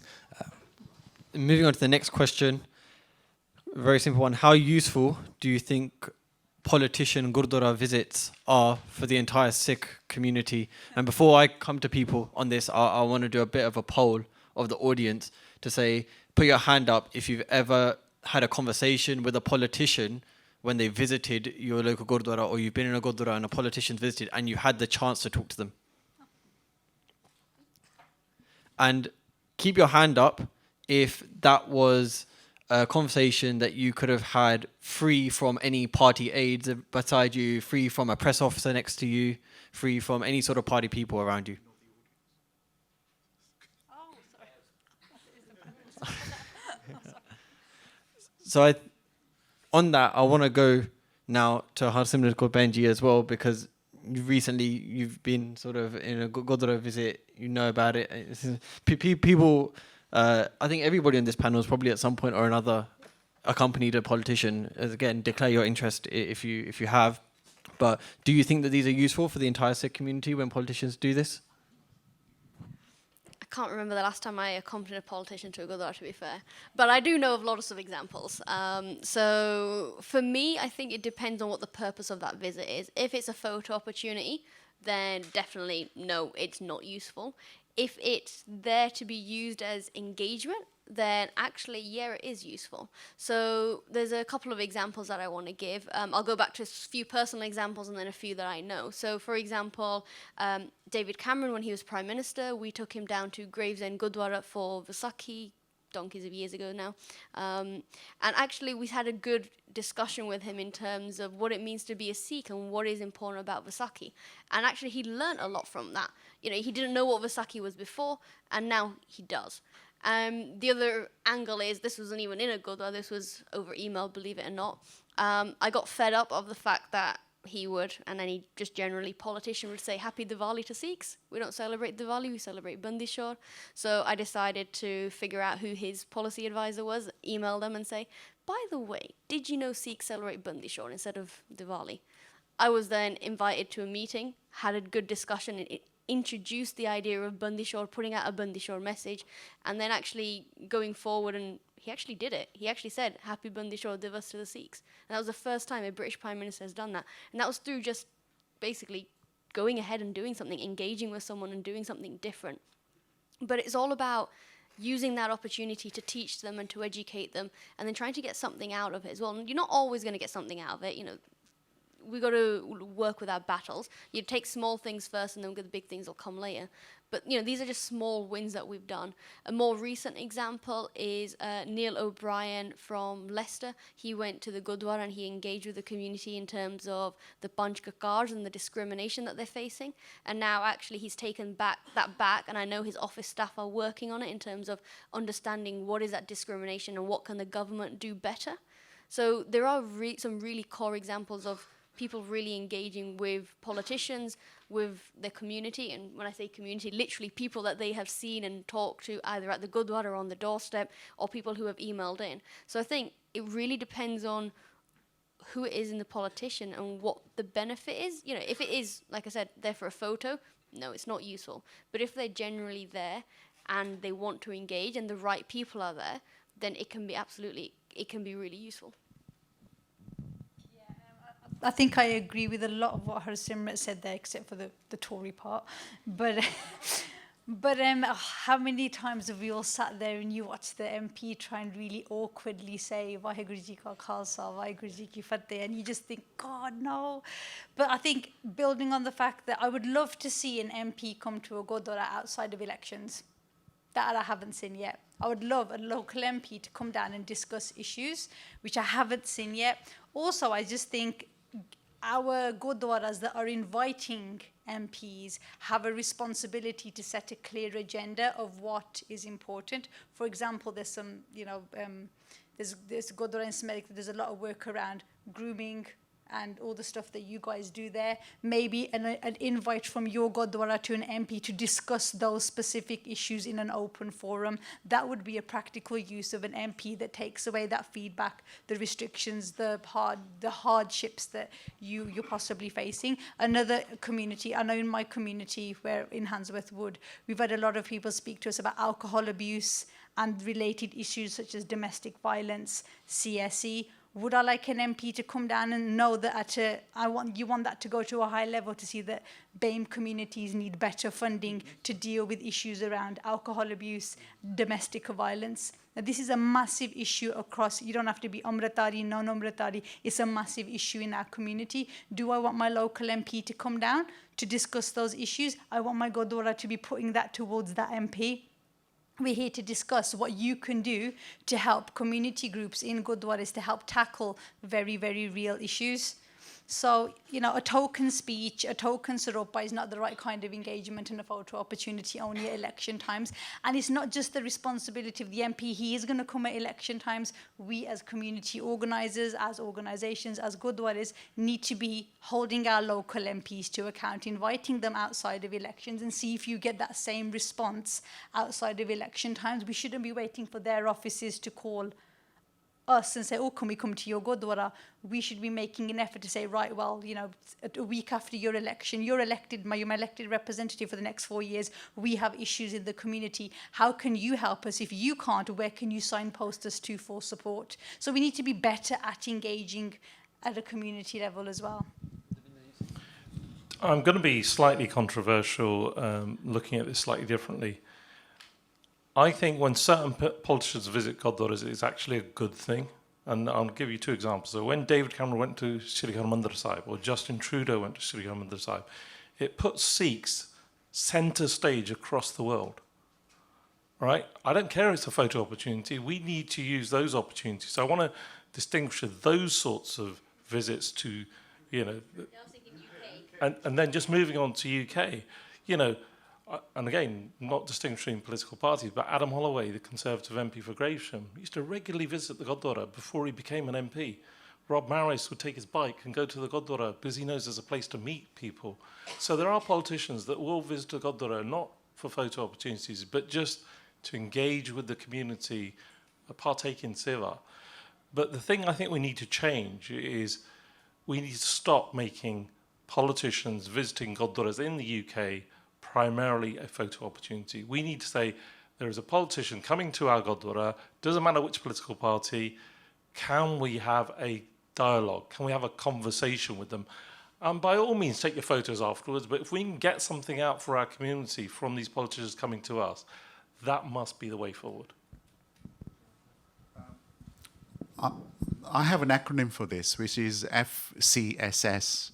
F is for, keeping in the Desi style, a photo, cha, samosa, and saropa. That's all it is. Okay? Let's not kid ourselves. The committee, these often happen to be gore, white skin, and we still have that colonial mindset, I'm sorry to say, that we'll bend over backwards. Sade aya hega. Of course, a gurukar should do satkar. We should be open to all. There's no issue with that at all. But I think we understand what the issues are in terms of what really happens, sycophanting, all of that stuff. What should happen is where I'm at, which is Jasweer's line earlier on. I want to pick up on that. What should be happening is that we have proper institution in this country that actually has a clear guideline. This is what you should expect from a visit from a politician. These are the do's and the don'ts, right? And the engagement with the Sangat, where it happens, it should not be a photo opportunity. It should not be a missed opportunity for the Sangat or the management of that Gurdwara, because we are looking at a national picture. Let me illustrate it with a real example. Only recently, we had Vaisakhi celebrations across the country. Theresa May decided to go to a Gurdwara, under the radar. Nobody managed to raise the issue. This is preoccupying a lot of the Sikh community in this country, which is Jaggi's case in India. Nobody bothered to do it. Who briefed the management committee? Who was briefed in terms of the special advisor? I mean, I worked very closely at that level, so I know what happens behind the doors at number 10. Okay, well, briefings are done, what to expect when you get there, and what you'll be challenged on, sort of issues that are likely to come up. So what we had is Theresa May, if I looked at that footage, going into the kitchen, half rolling a rolling pin, and she's done the photo, and she walks off. There's no satkar. Equally, on a personal level, I've challenged Sadiq Khan when he came to Singh Sabha last year. Didn't do a matha tek upstairs, fine, accepted, but then went on to do a jingoistic type speech which was totally out of context for Nagar Kirtan. But nobody picked him up on that. He was badly advised. When he's got advisors, 5 or 6, 140 grand a year, surrounding him, advising him, and city Sikhs advising him, they went with him to Amritsar. Okay? So there are people within our community who are his advisors, yet we fall down badly as a community. So I'm illustrating with personal examples. People may challenge me on that. You can. I'm not a leader of anybody. I don't purport to be. I do things which I feel, like Lord Singh has said, which I think are right. A right thing to do, sarbat da pala. Not just a Sikh-centric, but the whole community.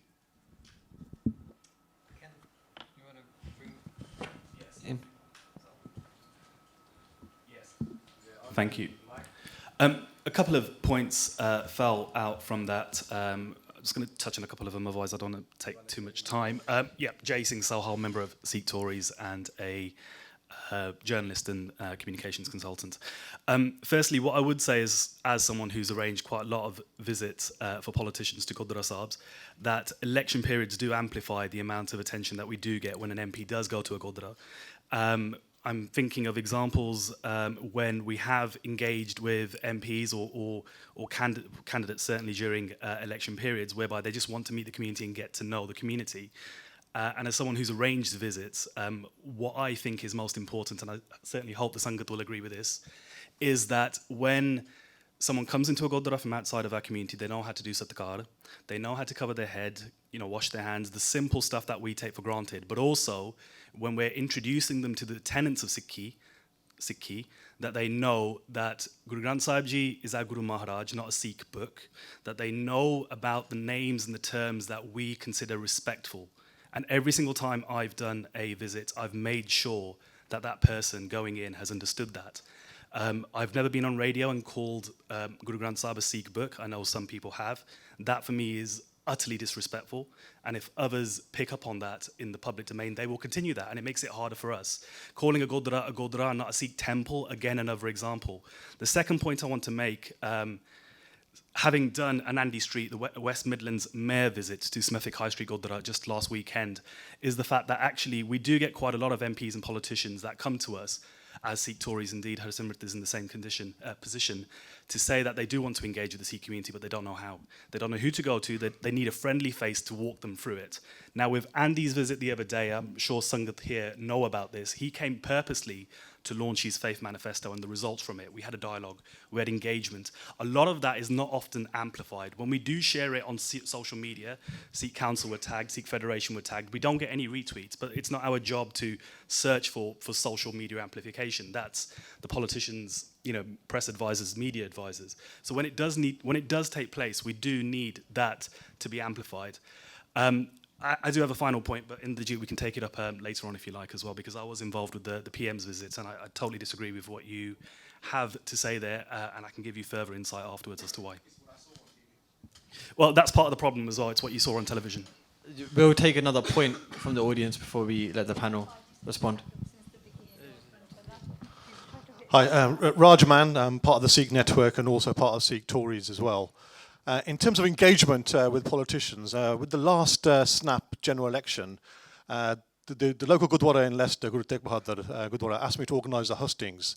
Got hold of the local MP, Keith Vaz, you might have heard of him, and also the Conservative candidate as well. And we had the hustings. The difference with this hustings was we had this document called the Sikh Manifesto. And this was compiled by experts, by lawyers, academics, by the Sikh network. It was a first. It was a nice, presented, glossy brochure with a number of policies, most of which are not controversial. The whole com would agree on virtually every single one. And we had a discussion with it, and it was focused around the Sikh Manifesto. And we got on camera, we got on film, Keith Vaz actually saying he would support the right for Sikhs' self-determination in Punjab. So we pinned him down and got it on that. So I just want to say, if this document, the Sikh Manifesto, hopefully it will still be there, it can be developed, but anyone involved in taking politicians to the Gurdwara, I suggest focus the policies that we've all agreed on, most of us on most of those policies, has the main policy document to focus discussions around. Okay, in the interest of time, moving on, hopefully we'll come back, comments from the panel afterwards.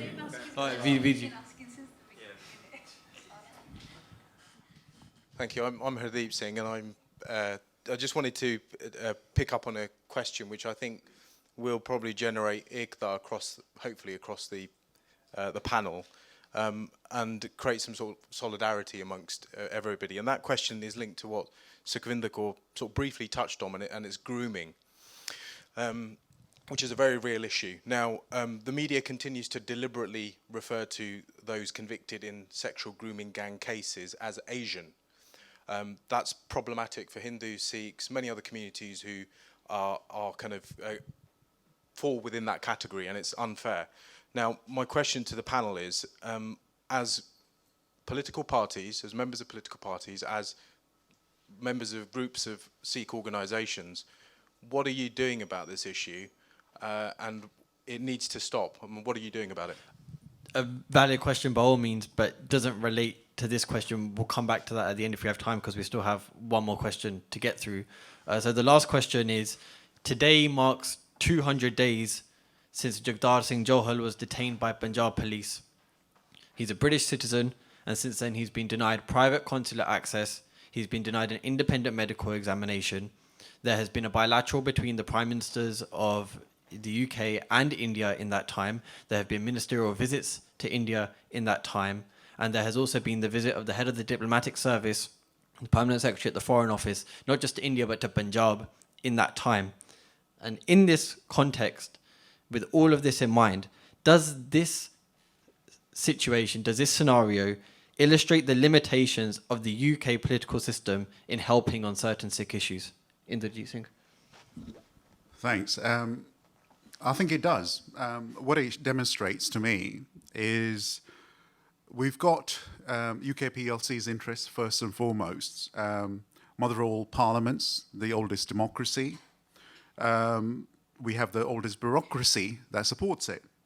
It's a very slick bureaucracy.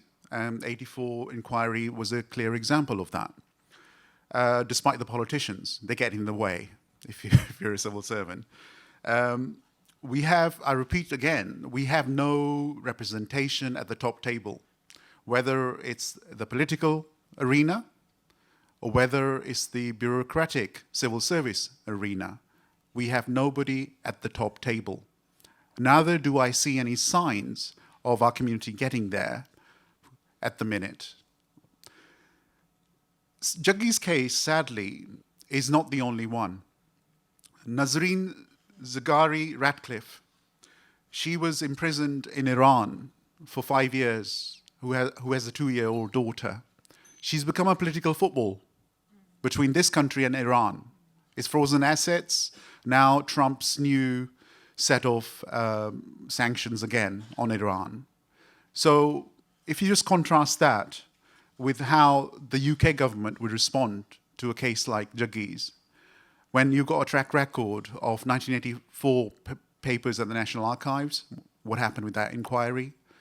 Pamma's case most recently in Portugal, where the community had to step up to the plate and actually deal with it. I think what won it for us wasn't the government. It was Jeremy Corbyn's letter to a socialist prime minister of Portugal. That's what won us, Pamma back to this country. Jaggi, in my view, and those of Sangats who I've spoken to, is it also sends out a message to the younger generation in this country, in particular. Don't meddle in our domestic affairs in India, in particular in Punjab. This is what will do to you, okay? Parents are spoken to at the Gurdwara and outside are saying, "Munde sade kudiyan joan di lod nahi hai. Go to Goa, go to Kerala, but don't go to Punjab." Okay?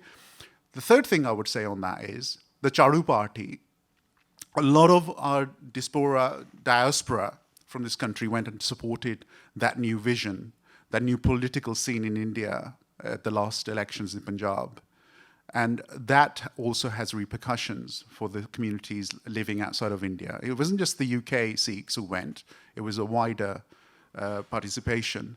And obviously the guy who won didn't like that particularly. And this is perhaps a warning shot to the so-called NRIs that don't meddle in our political affairs at home. Then I come back to this credible institution thing again. We can bang our drum as loud as we can, but unless we've got an institution behind us who can hold these politicians to account, we're not going to get very far. we have very weak infrastructure, and we need to strengthen it, whether it's Sikhs for Labour, whether it's, I have no view on the Sikh Tories. I have no view on that. And Jay Singh Sohal has offered me to talk to me about it outside, which I welcome. I'm learning as a Sikh all the time, and I want to sort of move forward by saying that we also need leadership. The Jaggi leadership, from what I'm getting from the community, is top-down leadership. The grassroots are not involved. We need to look at that. We need to rethink that, because there's a tendency amongst some of those people to think we know it all. We'll get there our own way. I think that's a misunderstanding. We need to learn from the Pamma case, where the whole community, the Kesri Leher movement in this country, where the whole community came together, and there was a huge impact on the national political scene. Yes, this is deplorable, and it's not unexpected that we are dealing with a country that does not put human rights to the forefront. And I've said this again and again. Only last week I spoke in a debate on the Commonwealth Conference and all the achievements.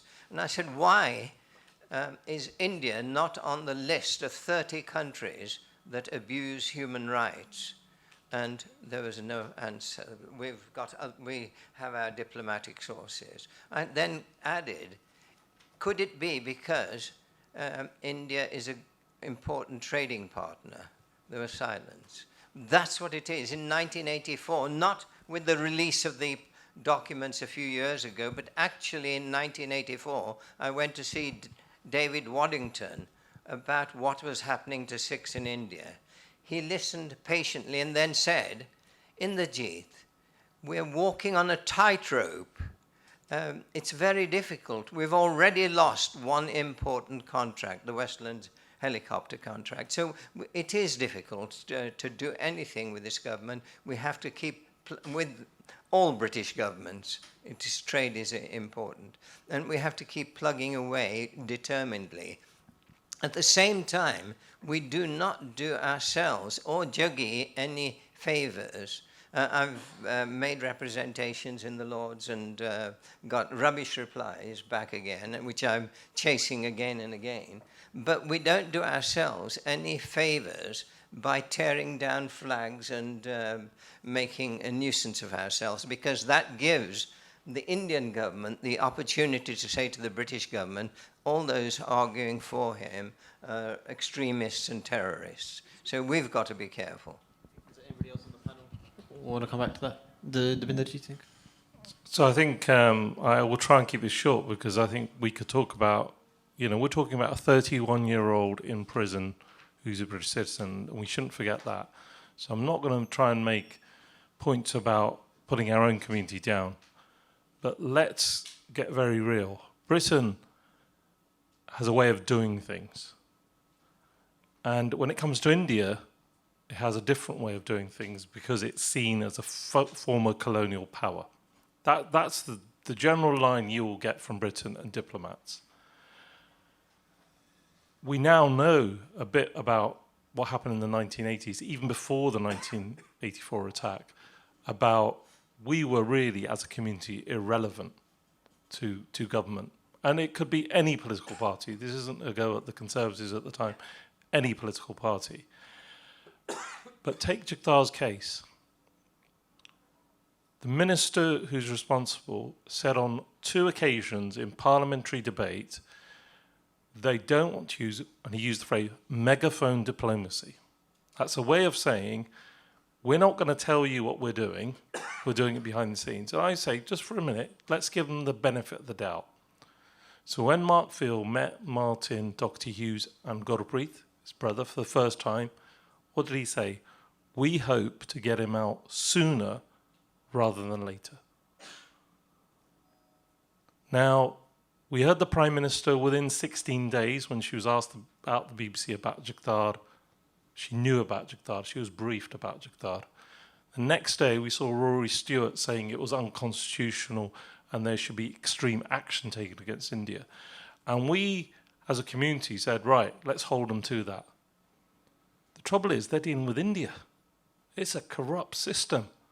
The Bumma case, the reality of the Bumma case was David Lidington, who's now the Deputy Prime Minister and was the Europe Minister, told John Speller, his MP, 4 weeks before the actual decision what was going to happen.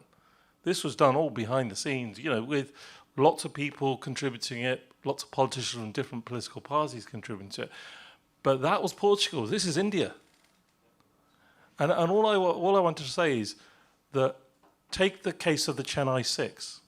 Talk to the woman who had to fight that case on her own. These were Brits. They had less political influence than we do as a community. Because on the 18th of April, Theresa May and Number 10 didn't have to tell the BBC they raised it with Narendra Modi, but they did, because they owed something back to the many Sikhs that wrote letters to their MPs. And then, only recently, when Mark Field was in India, on the 7th of May, he met the Foreign Minister. We got a letter last week saying he raised Jagdar's case again. They are telling us they are doing things. We still need to keep up our pressure, but we shouldn't forget, a lot of people, non-Sikhs, have said, the community, and I say the community, I don't say organisation, the community has done a lot in this case, and the hashtag Free Jaggi campaign is a grassroots thing. It's about ordinary people saying, this could be me, this could be my son, this could be my brother. And actually, Jagdar should be seen as a hero here, that he's given us the opportunity to actually contribute in a campaign where actually we're changing the views of the UK government to start saying, because we've seen those comments, those handwritten comments that have gone to MPs that have said, keep up the pressure, because this allows us to actually raise human rights issues with India. So I think Jagdar's done a tremendous seva to us all, but we shouldn't forget, 200 days is a very long time, and the Indian system will put those 1,500 or 2,000 pages of charge sheet, but there's only 12 lines that relate to Jaggi. There's nothing about murder. It's about one brown envelope that he supposedly gave to somebody in France. That's all that's in there.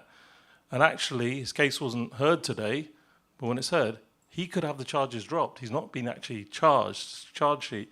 He could be out on bail, but he can only do this if we keep up the pressure. So somebody I want to bring in now is Benji over here, because of your sort of experience with Sikh Relief and the Sikh Organisation for Prisoners' Welfare. There's something that you know quite a bit about. Yeah. Should we be right to expect Britain to be doing much more in this case? Yeah. You see, first of all, I just want to talk about what Sikh Relief and SRPW have done. So we work within the Indians' legal justice framework, and to date, we've released nearly over 200 Sikh political prisoners within their own system. So Sikh Relief has never relied on the UK or its officials or its MPs or its government to secure those releases, because when Balbir Singh, because this is, as sad as it is, when we've seen cases like this day in, day out, and it's shocking that for me this is it's become a normal thing. And that's, when Jaggi's case first came out, I probably didn't have the shock and horror that a lot of the Sangha did, because sadly this isn't the first case. This has been going on from the 80s through to 90s through to right now. When Balbir Singh, the founder of our charity, was arrested, he was tortured for 6 days and 6 nights. So it wasn't that he was tortured and then given a break and then they started the next day. It was literally all day, all night for 6 days. There was a massive lobby here. Balbir Singh himself, before his charge sheet dropped, wrote to the British High Commissioner in India outlining his torture, outlining his illegal detention, and nothing happened. So we're in where Jaggi is now. We talk about the 200 days, and you can't even imagine what that 200 days is like. But for Balbir Singh, it was 2 years before he got to the point where there's a like legal terminology that I wanted to use, which is called framing of the charges. So your charge sheet drops first, so you know what charges you are facing. Then your defense and your prosecution lawyers go through this process called framing of the charges, where they will argue to and fro that this charge is not right, this one should be taken away. The prosecution will then argue its case, saying, no, well, this one's valid, this is the evidence that we haven't even got to there yet. Until we get to there, we don't get to a trial. And Balbir Singh had to wait 2 years before that even got to the framing of the charges, which has to take place before a trial takes place.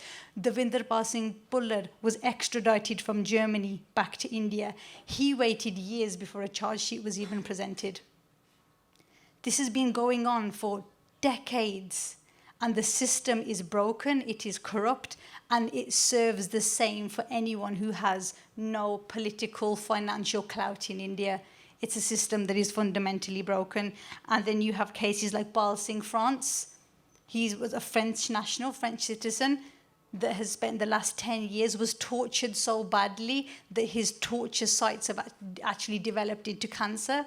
His associate, Galwant Singh, was tortured to the point where pencils were stabbed in his ears, and before his case went to court and it was going to fall in his favour, he was set alight and burnt on fire.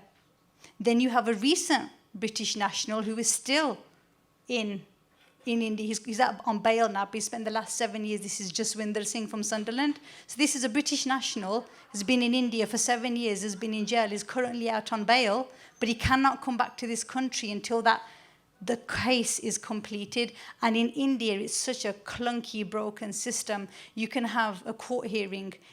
If one person from that entire system does not turn up that day, they will postpone the whole thing. A judge doesn't show up, it's cancelled. A clerk doesn't show up, it's cancelled. And these are the delay tactics that are used. It's not new. It's something that's gone on for the last 30 years, and we have to work through that. And the higher the profile of the prisoner, the more of an impact that they want to make. And it is disgusting. It's absolutely vile. Another case, I wanted to highlight these certain cases because now we have a case that actually mirrors Jaggi's case, but instead of being a UK citizen, he was from Dubai. So a Singh called Mitta Singh, he's currently confined in Nabha jail, was a Dubai national, went to India to get married, got married, was arrested, detained, tortured, and it was all to do with social media allegations. So our team's been trying to secure bail for him. But when it came to his hearing, the prosecution brought 10 prosecution lawyers to that case to try and nail that man. Jagtar Singh Hawara never had 10 prosecutions at any of the 36 charges that he's had registered against him.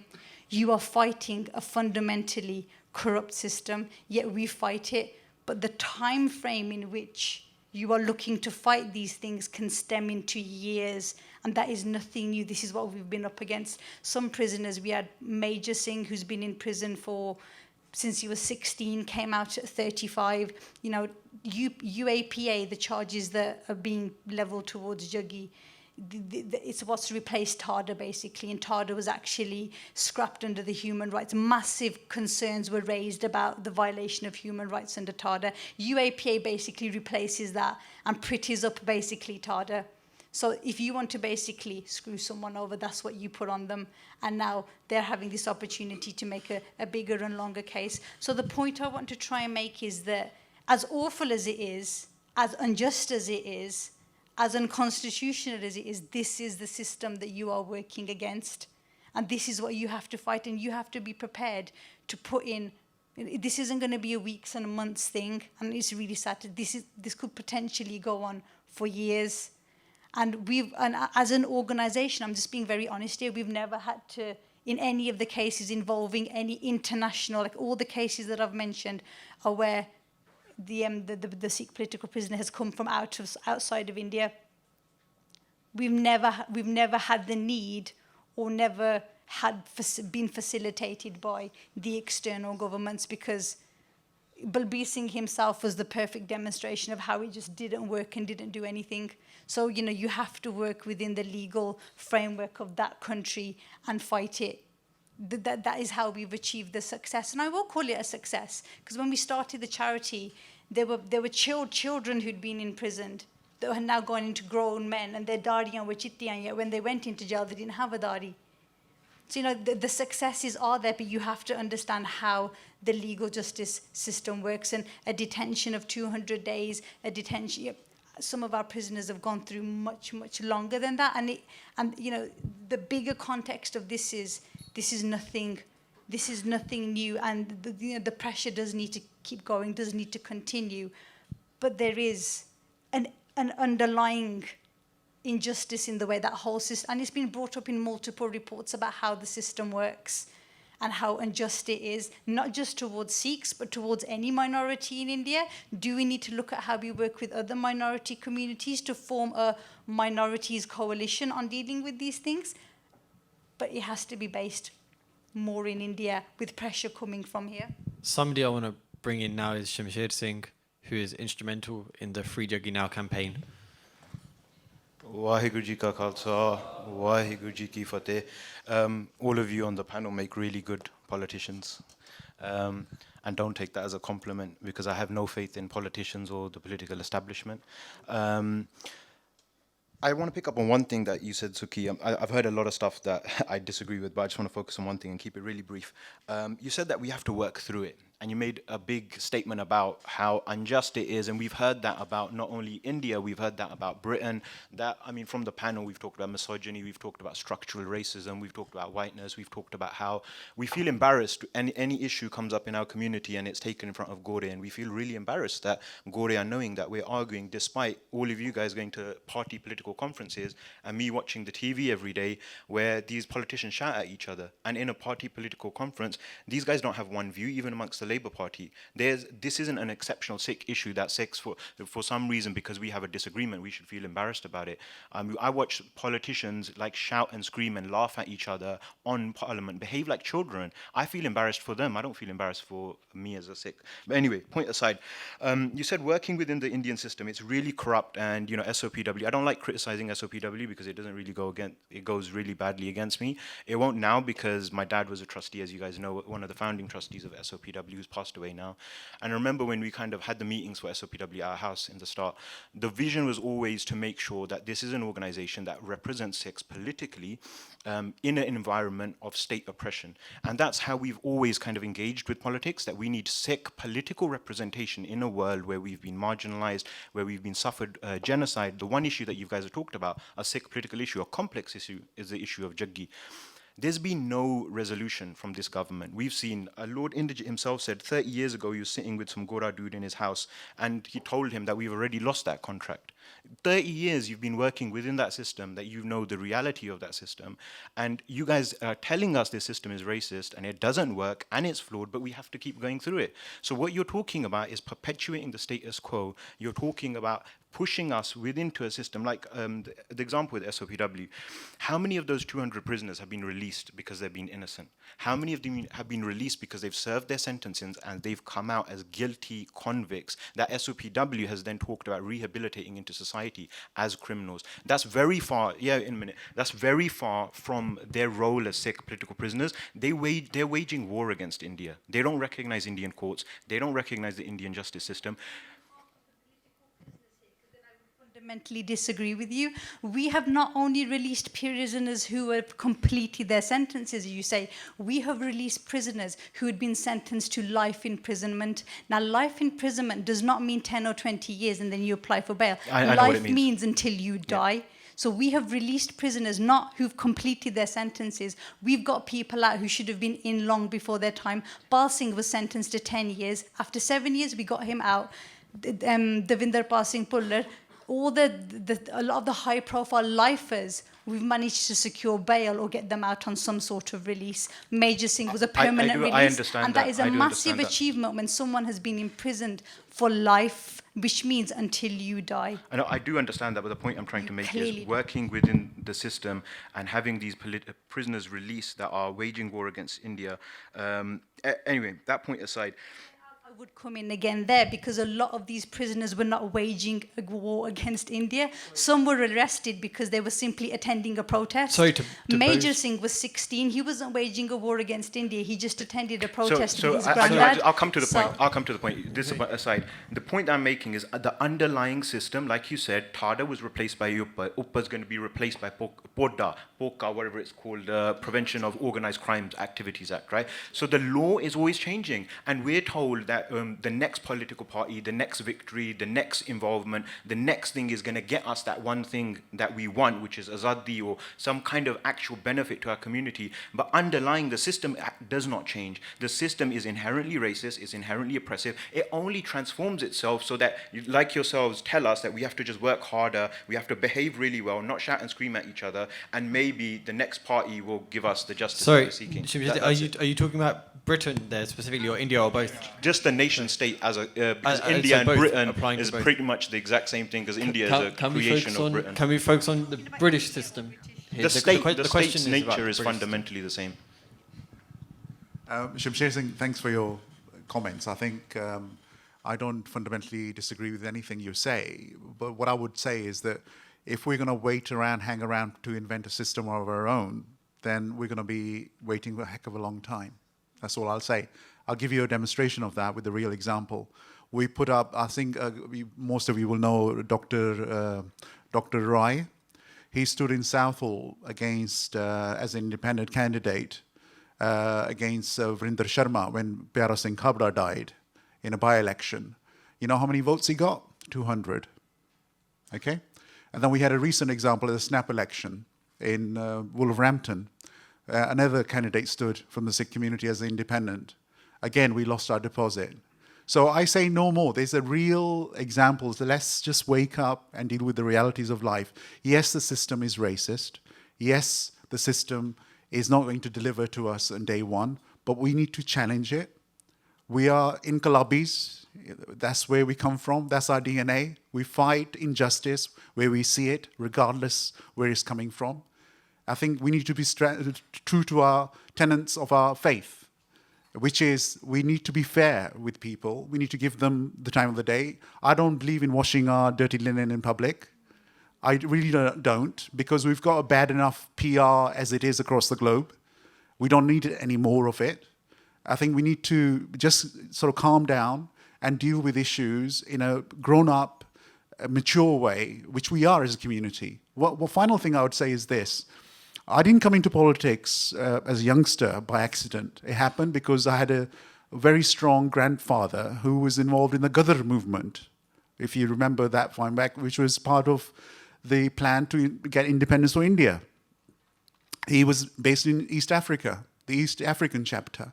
Gopal Singh was his name, look him up.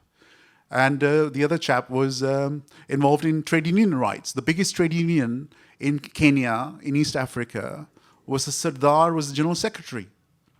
Makhan Singh, look him up. Okay? We had, and my grandfather wasn't just a politician, he was a businessman. He was a professional photographer, ran his own business. He set up, with help of the community, 2 gurdwaras in Nairobi, in Kenya. We are multi-talented as a community. We can do many things. But however, in the UK, what I see is we are focused on one thing, a good life, a good car, a good home, a good wealth, a good business, and all of that. We forget about the meaty element of it in our communities. I think this is where we are falling down. Our brothers and sisters in Canada have done wonderfully well. They came behind us and they've surpassed us in terms of expectations. There's only this week, a Sikh has been in Malaysia, has become a minister in the government. A Sikh.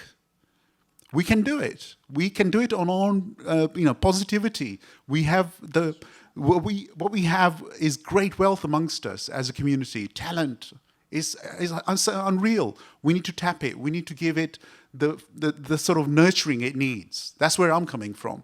We've learned a great deal. We have the talent. We have the experience. Let's start sharing it. Can I very quickly make a comment? That for once I agree with the other Inderjeet Singh. He talks a lot of sense. There's a lot of sense there. It is, I'm a vice chair of the all-party parliamentary group on freedom of religion and belief.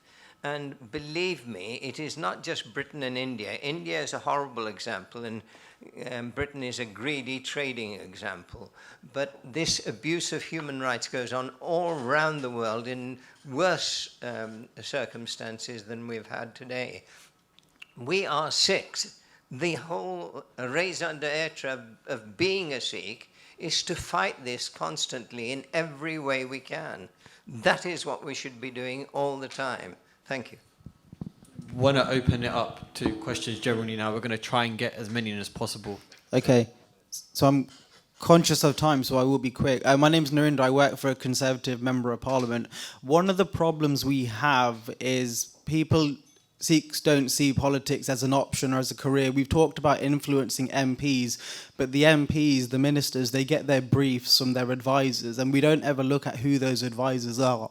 I work in Parliament, and the overwhelming majority of non-Gorde that work that are in catering, there's very few people that actually work there, that prepare the briefing documents that the MPs read, that the ministers read, that helps to inform their decisions. And Devindra touched on it earlier on as well in terms of party representation. When I got involved with the Conservative Party, I was told, oh, Sikhs are normally Labour, actually, why are you joining another party? You often get people that don't look at the SNP or Lib Dems, whichever party it is. If we put all eggs in one basket, you're not going to be representative. The reality is you've got to engage with whoever's in government, and you've got to engage with all of the parties. And I think just looking around Parliament and seeing how underrepresented we are, I'd ask everyone a question. If you look at the percentage of this country and of the USA that is Jewish, and then look at the percentage of the people working in the White House and senior levels of government in America and working in senior levels of Parliament and government here, and do a comparison and compare it with where we are much bigger as a community, but so underrepresented because we don't understand how the system works. So I disagree with your point about not engaging with the system, because I don't think you're going to be able to reinvent it. The reality is, I just think we're really bad at it, and we have been bad historically, because as Indrajit said, we don't have those institutions, and I applaud Sikh PA for doing this and pulling the people together that you have done. I think you've done a fantastic job. You've got a very good panel there, and more of this kind of discussion and debate is needed. We shouldn't feel ashamed or embarrassed to disagree with each other, as you were saying, because that is healthy, and it shows we do have different opinions. But all of you are here because you're presumably interested in politics, but I don't know how many of you are members of a party or how many of you are engaged, but do engage with, and I know you're not a big fan of UKIP, but I'm not either, but whatever party it is, engage, and that's the only way you're actually going to change the system. Otherwise, we're just the angry people outside the window yelling on the inside, trying to be heard. You're not around the table, and that's the problem. Yeah.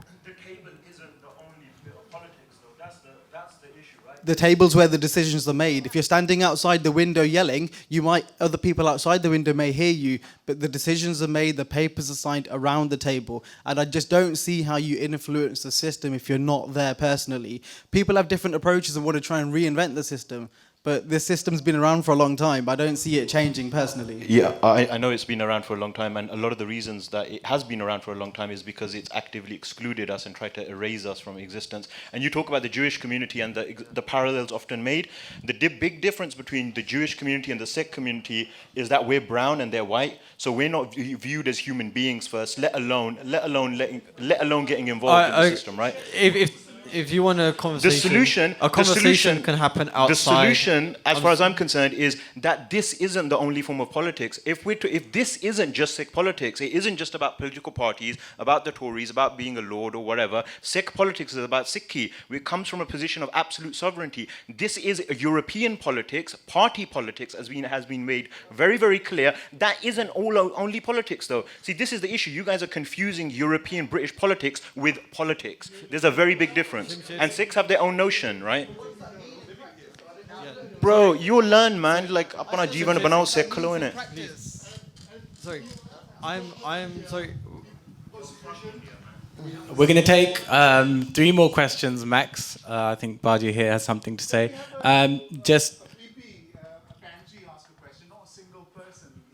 Good point, BG. Thank you. So let's see who's got their hand up. Just one more thing. This question did start about Jagtar Singh Johal, and today is his 200th day being detained.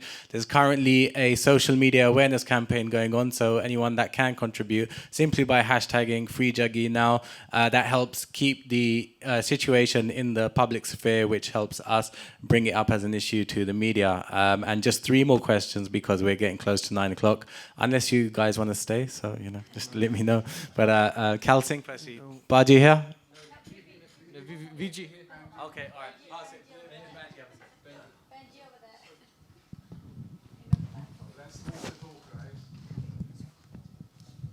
You talk about lack of engagement and getting more Sikhs into politics, but for a young professional like myself who maybe doesn't have the knowledge or the resource or even the people to go to discuss that with, don't you think there should be some sort of mentoring system or something in place? And because some of you have been in politics for a long time, shouldn't that have been implemented a long time ago? Then we would have made the movements that, for example, Canada, you mentioned, have already made. So how do you intend to put a mentoring system in place if you are intending to? Well, you're absolutely right. I was very lucky, but I know a lot of women didn't stand for that same reason that you didn't. I also volunteer for an organisation called Sikh Women's Action Network, and I went to a meeting today, and they do want to do some nationwide events about engaging women into politics and providing a support mechanism. So I'd love to talk to you about that after this is done. I'll give you my contact details. If you're interested, we're here to help and support. We've got another question. Last one. No, someone different, please. Sorry. Wait, your question still stands about grooming. Yeah, I just wanted to reframe it slightly, if that was all right, very quickly. No, sorry, we're going to have to do as many people as possible. I don't want to leave people out. So There's some... several times.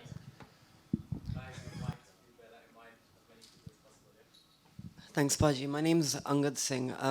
I was just wondering, there's a lot of talk often, and I've seen this on various Sikh organisations' websites and in the media a lot, about how as Sikhs we've got a long and proud tradition with the British, despite the fact that they colonised the next Punjab, and about how we fought for them in the world wars, and about how we're well integrated. There's definitely a model minority myth. Do you find that we do enough as a community to prevent ourselves being used as a prop with which to beat other minorities? There are so many Sikhs that talk about other immigrants that don't work hard, but actually, like even going far back to colonial times, the jobs that we got as a result of British eugenics, because we're a martial race, that meant we're more likely to get brought over to work, that meant we're more likely to have a financial basis, that means we can have the opportunities. So do you think we're doing enough as a community to stand with anti-racist and decolonial activism that's going on? That's a very good question. I slightly will digress by answering it this way. I chair something called the National Memorial Gates Council in the House of Lords. It has all the great and the good in terms of who served the Empire and the Commonwealth during World War I and II. Her Majesty the Queen opened and inaugurated our memorial, which is basically a stone throw away from Buckingham Palace on Constitution Hill. And what I would say to you is this, is that our forefathers fought, for whatever reason, under the British banner, as part of the British Army. They weren't treated equally. I, as a chair, make a point of that. I think Jay Singh Sohal has been to my event. Avtar Singh is sitting at the back. He's a member of my council at the back. He can vouch for this. As the sole two Sikhs on that, we're not there as a Sikhs. We happen to be in positions of authority and so on and so forth that were picked. So there are some distinguished people like Viscount Slim, Sir John Chappell, he was a field marshal, Evelyn Webb Carter, he was a major general. These are bigwigs of the British Army who sit alongside me on that council. And I need their support to get an idea. It's what others were saying about, Lord Singh has said, is that you only break down barriers when you sit alongside people. Okay? Now, we don't forget the colonial elements of this. We know the barbarity that our community faced.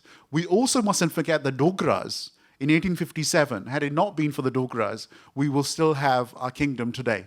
Yeah? So, actually focusing on the past, I was talking about current activism to try and promote social equality, to try and break down financial and racialized barriers. I'm asking, as a community now, rather than simply canonizing our relationship with the British, is there a way to say we are not your model minority with which to beat new European and supposedly third world migrants? Are we actually doing enough there? Because I understand what you're saying about recognizing positive contributions, but it's not actually strictly relevant to the Windrush generation, the asylum seekers who are LGBTQ that are being deported back to Commonwealth countries. And I don't see as a community that we stand with anti-black activists, anti-Islamophobic activists, or queer activists nearly enough. Where's the solidarity if we want their support in our campaign? Solidarity is this, that what I was going to go and finish by a sentence with, I'm conscious of the time, is that the memorial we have is across the Caribbean and African communities. It's not a standalone thing. Yeah? There's a danger. We are being pushed down the path where we have to stand with our own identity, build our own memorials, and so on and so forth. We're breaking up from that common Sarbat Dapala, if that's what you're getting on to. But we have a common alliance against those injustices across the piece. Thank you for that. So I can only talk on an... Okay, sorry. 10 seconds just to correct and clarify the earlier point you made. Sikhs fought alongside Hindus and Muslims, as well as with Christians in the Punjabi regiments. So before we start thinking about, oh, these are the British using the Sikhs in a particular way, let's also talk about the fact that they were people of different faiths fighting side by side. You're justifying colonial exploitation of raising Sikh military and saying that we fought of our own free will. We'll have that discussion after the... Jas has just asked me to very quickly respond to the very valid point that you made over there about it's all good and well saying how do we get involved if there are no mentors or no pathways or schemes to do so. Shamsher is very articulate, but we're going to disagree on one thing, which is that I don't think Jewish are successful just because they're white and we're held back just because we're brown. I don't agree. I think the problem is they see people who are young, the people who are talented, they invest in them. We don't do that. But what I would say practically and cheaply, contact your MP, contact your local party once you've established who they are. They're always taking people for work experience. We take people for work experience and you learn the ropes, you see how it works, build your networks and contacts, and it makes a massive difference. Thank you. Thank you. That's just in regards to mentorship, which Banji asked about. We'll do one more question from somebody we haven't heard about, and then we'll call it. I think we have enough questions asked. Let's go to the panelists. Devinderjeet Singh, do you want to comment on some stuff? I think just summing up what we've heard, I think if you want to take something away from today is be proud to be a Sikh on what that means. Be true to your guru. And the reason why I'm saying this is your party is actually the Khalsa Panth, because that's what the Guru's taught us. But when we engage, we take our Sikhi and we engage with the sort of political system in this country, which is primarily what we're talking about, let's cut to the chase. We won't have definitely any more MEPs. We had one, and they're a thing of the past.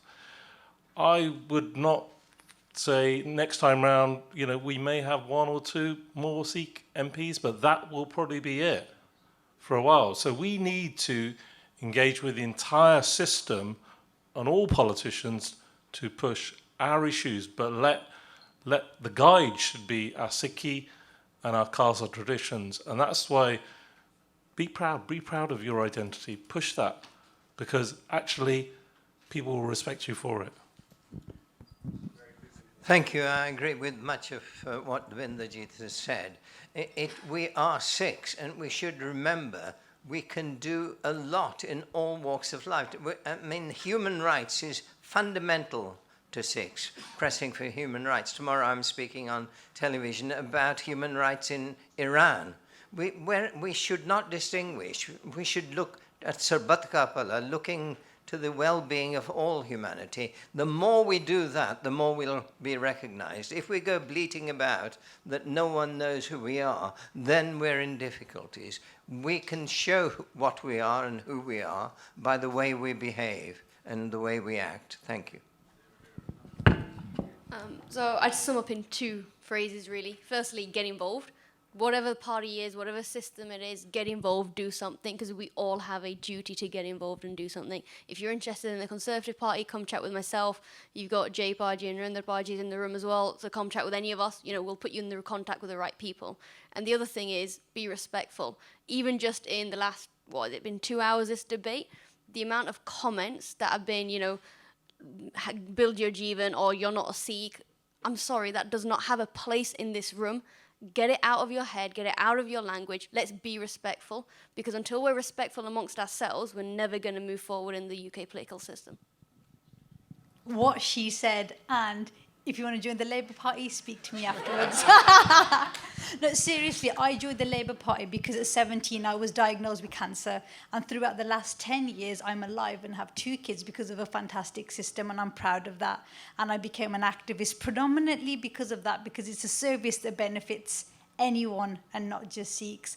My spirituality informs the kind of politician that I will be. Don't ever be afraid to care for things and fight for things and want to be involved in things, and don't don't let any man especially tell you that you can't do it. And I'm talking mainly to my sisters here, yeah? Because again, you hardly asked any questions. I wish you guys had asked more. Come and grab me afterwards, or Simrat Benji if you want to talk afterwards. Don't let any man try and pull you down, or don't let any man or woman try and tell you that you can't do something. And if you need support, there are networks here. Let's build those networks. If they're not in place, like you said, Benji, we build them, because that's what we do. If it's not there, we build it. Okay, that's it. That's all I wanted to say. Thank you. I think this has been a healthy conversation this evening, if I may say so. There's been some... the turbans are very much intact. An honour too, I hope. I think the person that asked the question, Benji, at the back, it's sad that we had to ask is there any woman in the house who wants to ask a question? Because we, as men, sort of occupy that space very easily. It happens in our Gurdwara committees. We have the notional, women represented, but we don't have them in the leadership roles. I think it starts from home, really, all of this stuff. We need to walk the talk as a community. We need to get real. We're not going to get anything presented to us on a plate. That's for sure. We have to fight for what we deserve as a community. The word that Narendra mentioned around the percentage of people, number, I don't want to compare ourselves with the Jewish or the Muslim or, whatever community in this country. I want to compare us with ourselves. What is our critical mass that we have in our communities? We've got great wealth as a community across the country. That's what we're applauded for. We're told in number of publications that we're law-abiding citizens and so on and so forth. But what do we get in return for that as a community? Have we ever asked us that question? Are we just looking for grants for organizations that don't represent us? Is that what it's about? I think we need to question more, be critical friends of our organizations, which I am. I'll say it the way it is. And people may not like it, but it has to be said. If I don't say it, who else will? It starts with I. So let's get out there, become members of whichever party that you fancy, join it and become active. It starts with membership, and only then you get up the ladder. And I'm happy to help. Thank you. Okay, well, we're going to call it as that. I feel this is one of the few events which has probably left everyone with even more questions rather than answers, but I think that's to be expected with politics. So please do feel free to approach people and discuss anything that you want with any of the individuals outside. We're going to start clearing this room now. Once again, I thank everyone for coming. Please do bear in mind, like I said, this event cost us over £400.